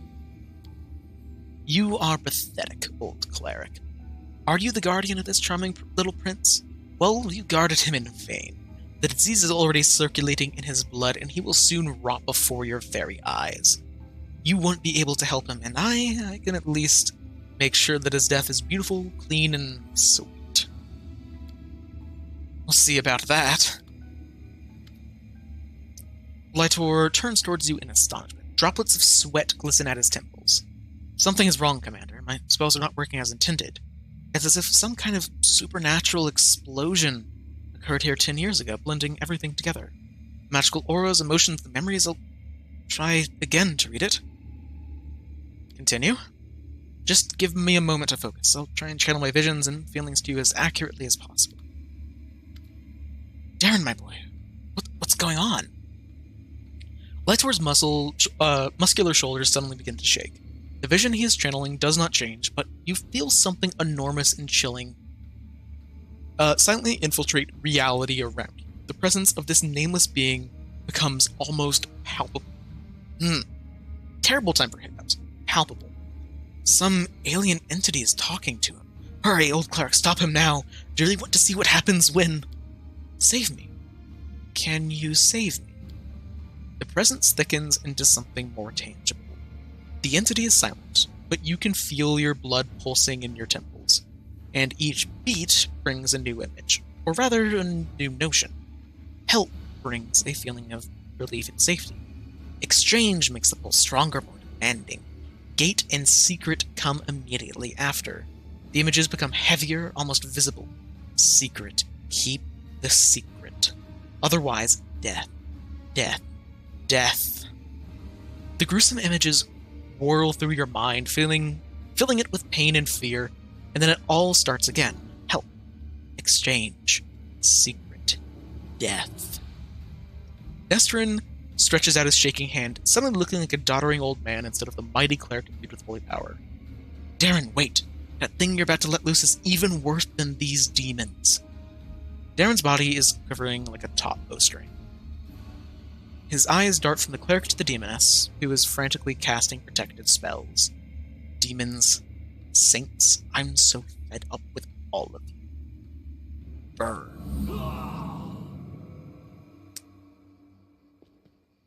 Huh. Lytor opens his eyes with a groan, then gets back up to his feet. His legs are wobbly, his eyebrow is cut, but he doesn't seem to notice. Sincere sorrow is written across his face, as well as a strong hint of horror. What a misfortune. What a disaster. Everything is worse than I imagined. Well, are you alright? The strain, the emotions, they overwhelmed me, and Made me feel faint like an agitated youngster. It's nothing really. I won't be able to cast any spells for the rest of the day, but aside from that, I'm fine. Well, do you understand what happened? Yes and no. Damn it, my thoughts are astray. I'll try and explain everything to you in full detail. Many living things are capable of performing the most extraordinary of feats, good or bad, when a deadly threat looms over them. 10 years ago, the young count found himself cornered in every sense of the word, and he allowed some alien entity to intercede for him. It frightens me that, for all my experience as an Inquisitor, it is completely useless in this case. It does not resemble anything I've heard about or read about. This entity, I think I'll call the Other, possesses uncanny power. It was capable of instantly killing 3 greater demons, a mighty cleric, and a host of other mortals. You saw everything yourself. What's even worse is that this entity, this Other, it is still here. I don't know exactly what this creature is, but I know what it did to the Count. It turned him into a living gateway. The Other is not inside the Count's body. It is not directly controlling his mind. That's why there's no obvious signs of possession, but it's looking through his eyes. It treats him like a window into our world, and it can instantly step through to wreak whatever havoc it desires. Well, do you think that Darren knows about this? Yes, of course he does. Did you hear what the Other tried to convey to us? Help in exchange for a secret. Death to those who know the truth. It wants to have an opportunity to use the Count as a gateway without anyone knowing. This is what made Darren deny that he remembered anything about the conclusion of the events at Heaven's Edge. Well, what do you think this alien, horrifying entity might want? Well, that's the strangest thing about it all. It came to this world 10 years ago, and it's still here, right? All this time it's been watching us through the eyes of the Count. Had it, for instance, wanted to kill Her Majesty the Queen, it had plenty of opportunities to do so. The Count can get so close to practically every influential figure in Mendev, but the Other refuses to act, or its interests lie in some other sphere. Well, did the Other kill everyone, then? Well, not everyone, just Nestrin, his paladins, and a few remaining guests. Damn it, I know it was the work of some mysterious, omnipotent entity, but it still stings. I was here 10 years ago. I didn't check everything personally. And those that did failed to sense that something was wrong. Well, could the Other be the reason why my companions keep on finding severed heads in their belongings, ever since back in Canabris? Well, it seems likely. I'm almost certain you're right. People tend to lose their heads when they get too close to Count RNA anyway. I apologize, that was an important. Perhaps your gruesome findings are the heads of some cultists who tried to kidnap the Count during the Canabris slaughter, or perhaps they provoked the Other in some way? Well, we gotta do something about this. Yeah, he understands Nestrin perfectly. I must make a crucial decision despite the dearth of information. It's been really nice having you here on your night. Have a good time. Commander, first and foremost, I must apologize to you. Second, I must ask you to keep this secret. For what are you sorry for? Drag you into this whole mess. Well, it's an entity of immense power, and it's stated clearly that it will kill anyone who finds the truth. So this is... I'm forgetting the term. But there is actually a term for information that is dangerous to know. Like the very act of knowing that something exists is in itself dangerous. I think it's like a mnemonic hazard? Something like that. But it is something where if you know about it, it puts you at risk. This is one of those. Well, why should we keep it a secret? Well, as soon as the Count finds out we know about it, the Other will just understand it as well and will kill us. I am fully happy to say this. I have seen what the Other is capable of. The Other will absolutely, fucking obliterate us. Well, I've made a decision. I will not tell anyone about the discovery we've just made, not even the Queen or my superiors. Instead, I will go immediately to Narasan and sift through all the archives of the Inquisition in order to find out what exactly we're dealing with and how it can possibly be defeated. I may also make some cautious inquiries in other places, including Absalom. Still, I will not reveal the truth until I've found out at least some reliable information. I'm asking you to do the same. Specifically, do not say a single word about our investigation to the Count himself. So, do you want me to lead the crusade while carrying a bomb that can explode at any moment? Well, yeah. Well, what do we want to do with Darren? Well, Yeah. Well, I'll keep it a secret. Well, I recommend you go back to our guest and spend the rest of the evening as you please. Everything else might be very suspicious. But, yeah. So Darren basically has a, ancient old one inside of his mind, and that's where he gets his oracle powers from.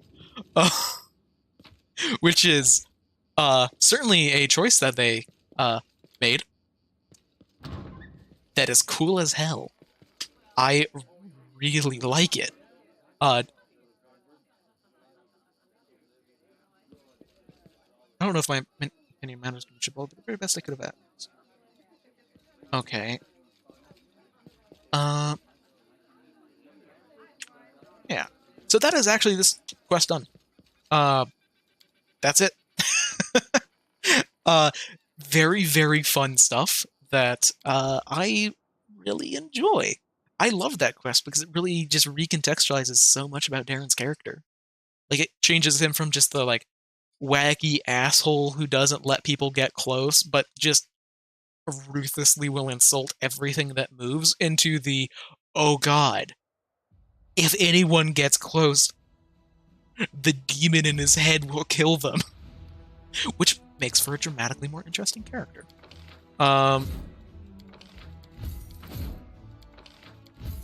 But recruitment time, and unfortunately they appear down here, meaning that they have to go all the way up here, which is actually going to take multiple days for them to make this trek. Also, I could get Hell Knights. Yeah, I'm gonna get Hell Knights, actually. Because Hell Knights are fantastic units. Like, legitimately amazing units. The problem with them is simply that I, don't have enough room in my army yet for them.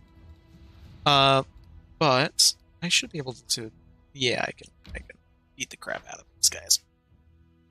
But there is a fort that I want to fight soon that I might be able to do with this group. Or, not with this group, but, like, once I merge with the new recruits. Who is the priority? I think flies and ghouls. Yeah, that's enough damage on the ghouls for me, personally.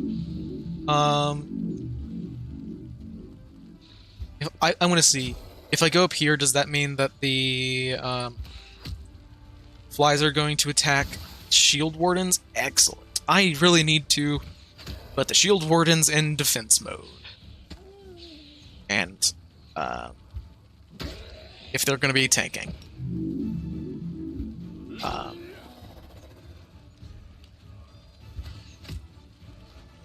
Because being in defense mode makes a huge difference.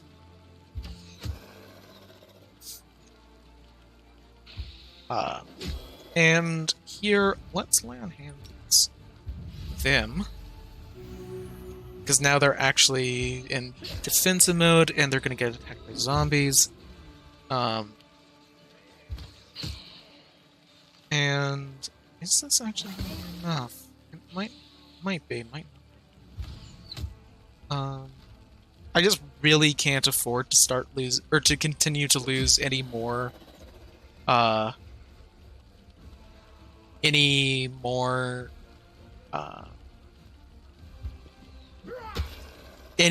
of the any of my current units. I just can't afford to lose them, because, like, just don't get a lot of units. And we will desperately need a lot of these. Oh, I should really be boosting people. I am a fool.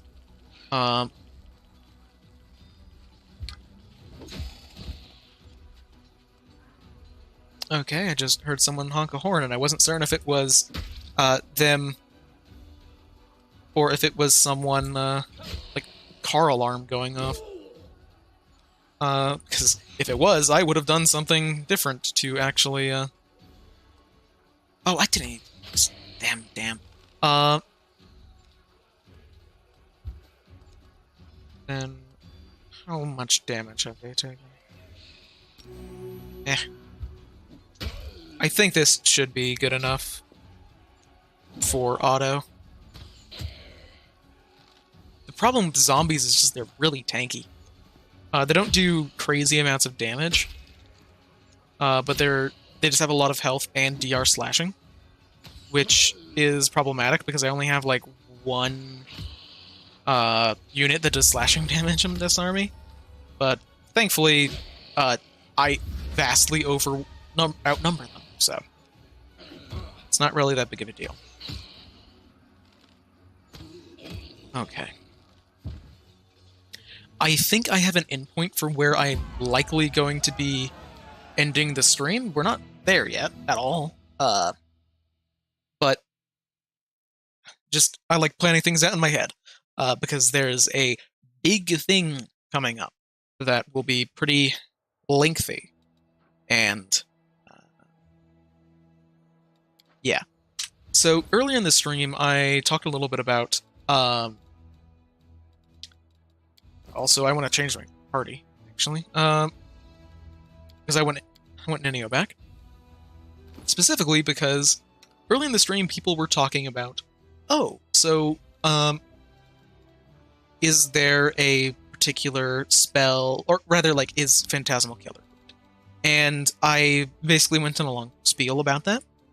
This is a good example of what's going on with making, why Phantasmal Killer is particularly good in this game, because, yeah, just an item that +2 on your save DCs against illusion spells. That's really, really good. Like, absurd. Now, I don't think that I would be able to balance that one. So I'm just gonna bring people down here to get ready for this army, because, yeah, that's a lot of incubi who have Crushing Despair. But the main thing is that the leader of the army, or the general, can just cast a shit ton of rays. So, but actually, I can't do all that much right now. And I can't go to Dresden for a particular reason. Sorry, I can't go into my camp for any particular, for no reason at all. Don't worry about it. So I will actually start skipping days. Because, legitimately, if I go here, that's where I'm going to be ending the stream. Is right before I go into the camp. So then the other area that I can go is down here, but I can't go through fortresses or fortifications. So I legitimately actually need to beat this fort, but I think this fort's gonna kick my ass. So so that's fun. I'm just gonna bring these guys down here so I can combine with this group. This group of Hell Knights, and slot them in.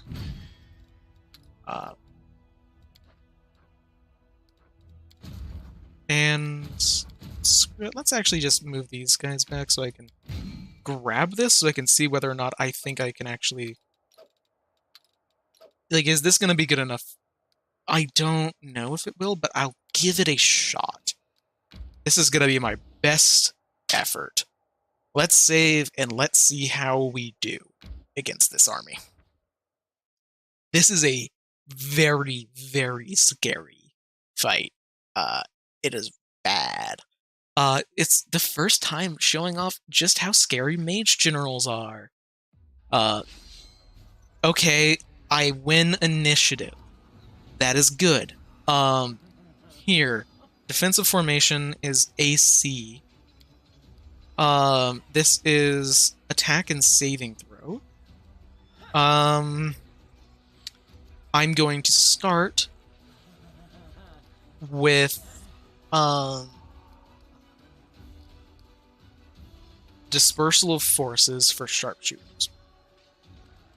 And then let's start trying to kill succubi, or incubi, not succubi. Spread out damage, because a single weak one is better. Yikes! Yeah, they're gonna do this every turn.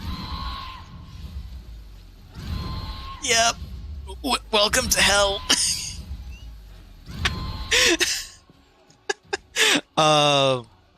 Legitimately, I'm actually going to move some people around here. But lay on hands others. Please, God, heal the archers. I'm going to be spending, like, every single one of my, Oh, God, they won initiative. That's bad. Okay, so now I'll be able to heal again before. So now we do this is AC, right? No, it isn't AC. So I will spread around a little bit more damage, I think. So then here, I wish I could delay so much. It would be so good because I want to use defensive formation to give a boost to AC, so Scorching Ray does does less damage. But only one. That is rough. But I want to wait to do defensive formation until after I attack with my other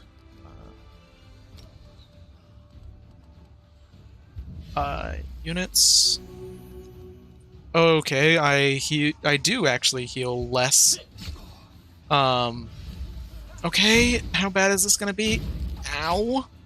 I forgot to do defensive formation. And I am so lucky that AI movement is stupid and they don't know what they're doing. Oh, that's terrible. That's fucking awful. That is so bad.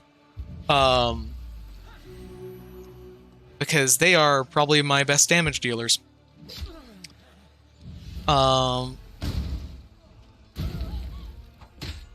Okay. I might maybe be able to do this. So I need to start working on some of the very beefy guys at the back. Fortunately, they haven't touched my footmen, who are actually like one of the more dangerous people. So, hey, I swear, it's for the greater good, shield bearers. Get in there and fight. Okay, this might be the last of the archers fully down. Yep, that is. Ow. Ow. There's going to be so many casualties. And here we can get them down. This is such an easier fight whenever your general can legitimately just, like, cast healing spells, by the way. Like, oh my god, it is so much easier. Also, I think... Oh, okay, I was gonna do something. Ow. Ow. Ow. This is actually at the point where now we just want to kill this as soon as possible. Okay, let's... That sucks. That means there's another Scorching Ray on the way. Oh my god, there's gonna be so many casualties. Oh. Okay. Oh my god. I don't have archers. Do I reload the save and wait for like another week? No, we accept the incredible amounts of casualties. Oh my god, that hurts. By the way, I am intentionally choosing to not have a general that can do that. Because I am a fool. Like, I could have a general that can spam Scorching Ray like that, but I am choosing to not do that like a fool.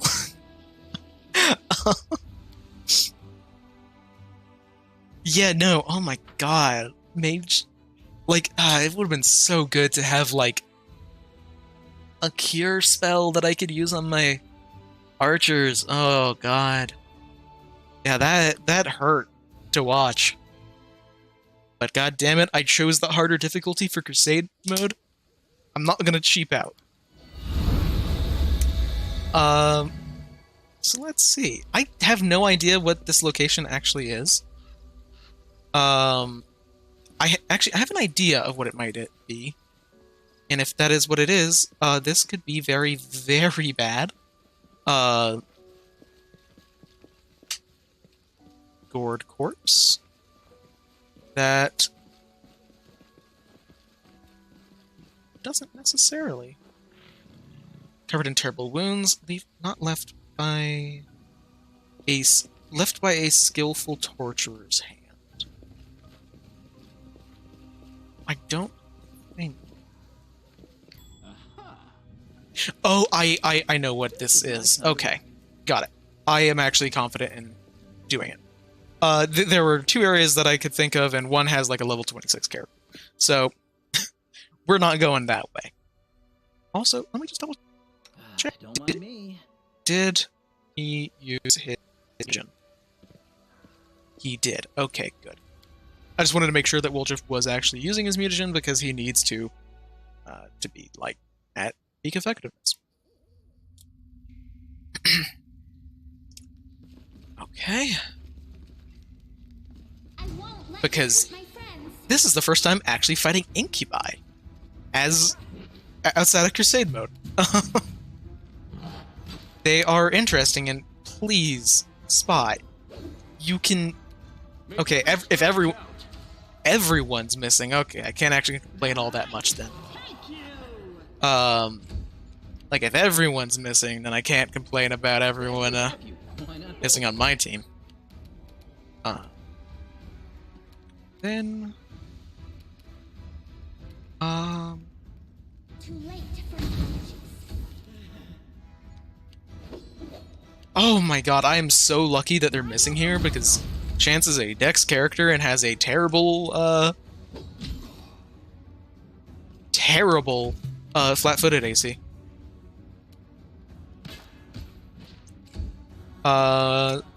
Okay, good, they are actually going after Spot now.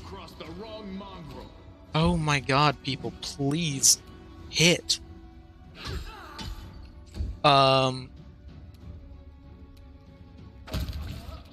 Distract them from me. Okay. And yes, firebolt the enemies that are resistant to fire damage because I am so I hate using spell slots. I refuse to use spell slots. Now this could actually be a kind of rough fight, so use the other fight, people, or other longer lasting buff spells, people. Actually, I don't know if the fight is here. Potion of Mage Armor, right? Oh, wait, what? I didn't have this fight last time. Wait, what? That's a lot of will-o-wisps. Oh, are those summons? I legitimately did not fight will-o-wisps before in this area. I have no idea why there are will-o-wisps here. Time to share your treasures. But will-o-wisps are nasty. As Lan is really feeling. Okay, Lan. You can get away from them and... You won't survive me. Oh god, they are still actually invisible. Okay. That would have been good information to recognize. I thought I had communal invisibility set to cast. But yeah, this is a haste. This is a haste if I've ever seen one. And yeah, actually No glory without gonna be trying to get the incubi down on now where can I get away to? Here and communal resist energy. Because or protection. That is protection. Because will the wisp do electricity damage? And yeah. Let's cover me, all right? Can't you just die already? okay, one down. Now I'm gonna double check because I thought that I would have prepared something to see invisible creatures, but I apparently didn't. Which is stupid, and I should have done that. I am willing to bet that these were summoned. Because I really don't remember seeing these before. Lan, my man. How did you miss that many attacks? Here we can... Magic Missile, I think, still affects will-o-wisps. It does, okay, good. Here we can... Into the fray.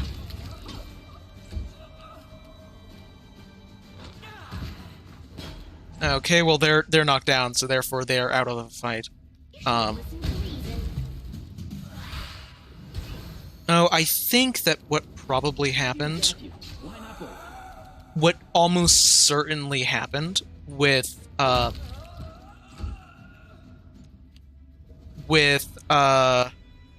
me not preparing see invisibility on anyone.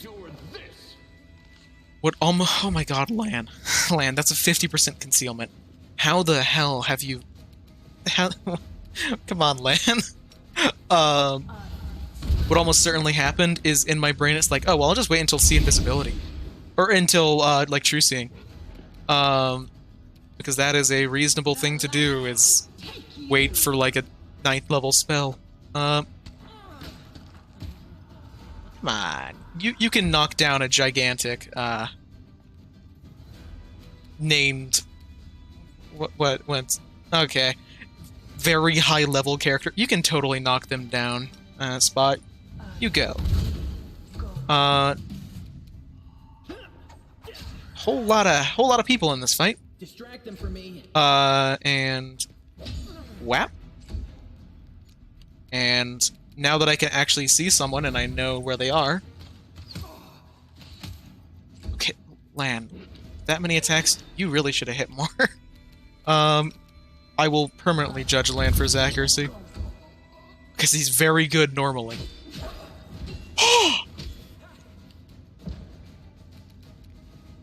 Holy shit! Wait, what the fuck did he just do to us? No glory without risk. Holy shit, plus 27? My god. Wait. Ciala isn't raging. Why isn't Ciala blood raging? That rage might have been a very bad idea. We will see. Because it just lowered her AC, but her AC is probably low enough that she would automatically hit anyway. Hey, Ninio. Wanna gamble? God damn it. Their spell resistance isn't that high. And hey, Lan, now is actually... Why did you guys not have your rages activated?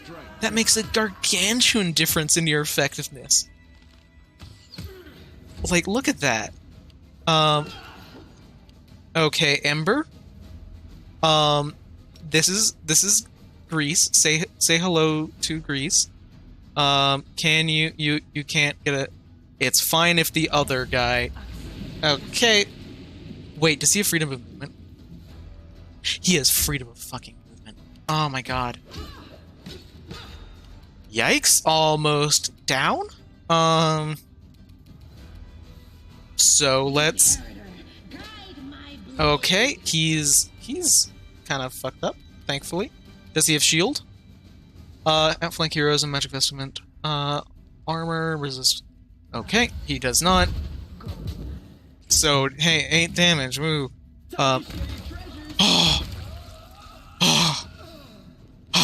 God.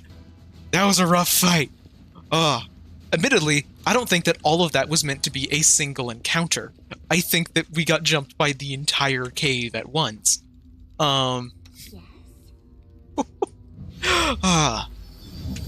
Admittedly, very fun encounter, actually. Trying to plan things out. But here we get Chainmail of Camaraderie. It's medium armor. Whenever they flank, they get a +2 bonus if you have outflank. Oh, I'm actually going to equip that on Ciala. That's actually pretty slick. +2 cloak. For the physical flow, that's strength dex. That's actually a lot of really good shit for Ciala. Actually. Because she uses, she actually uses medium armor.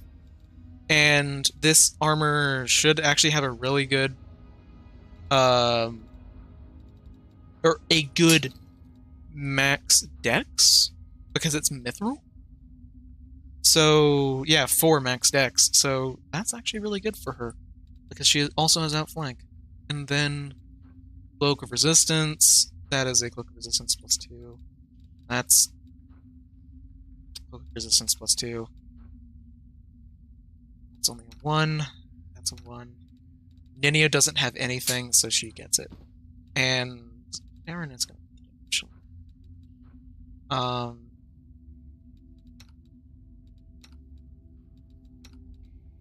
screw it, you can have those. Also, Ninio, I forgot to give you this earlier. Want a witch hat? That boosts your intelligence? Hell yeah.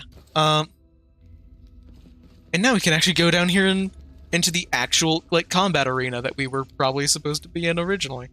Yeah,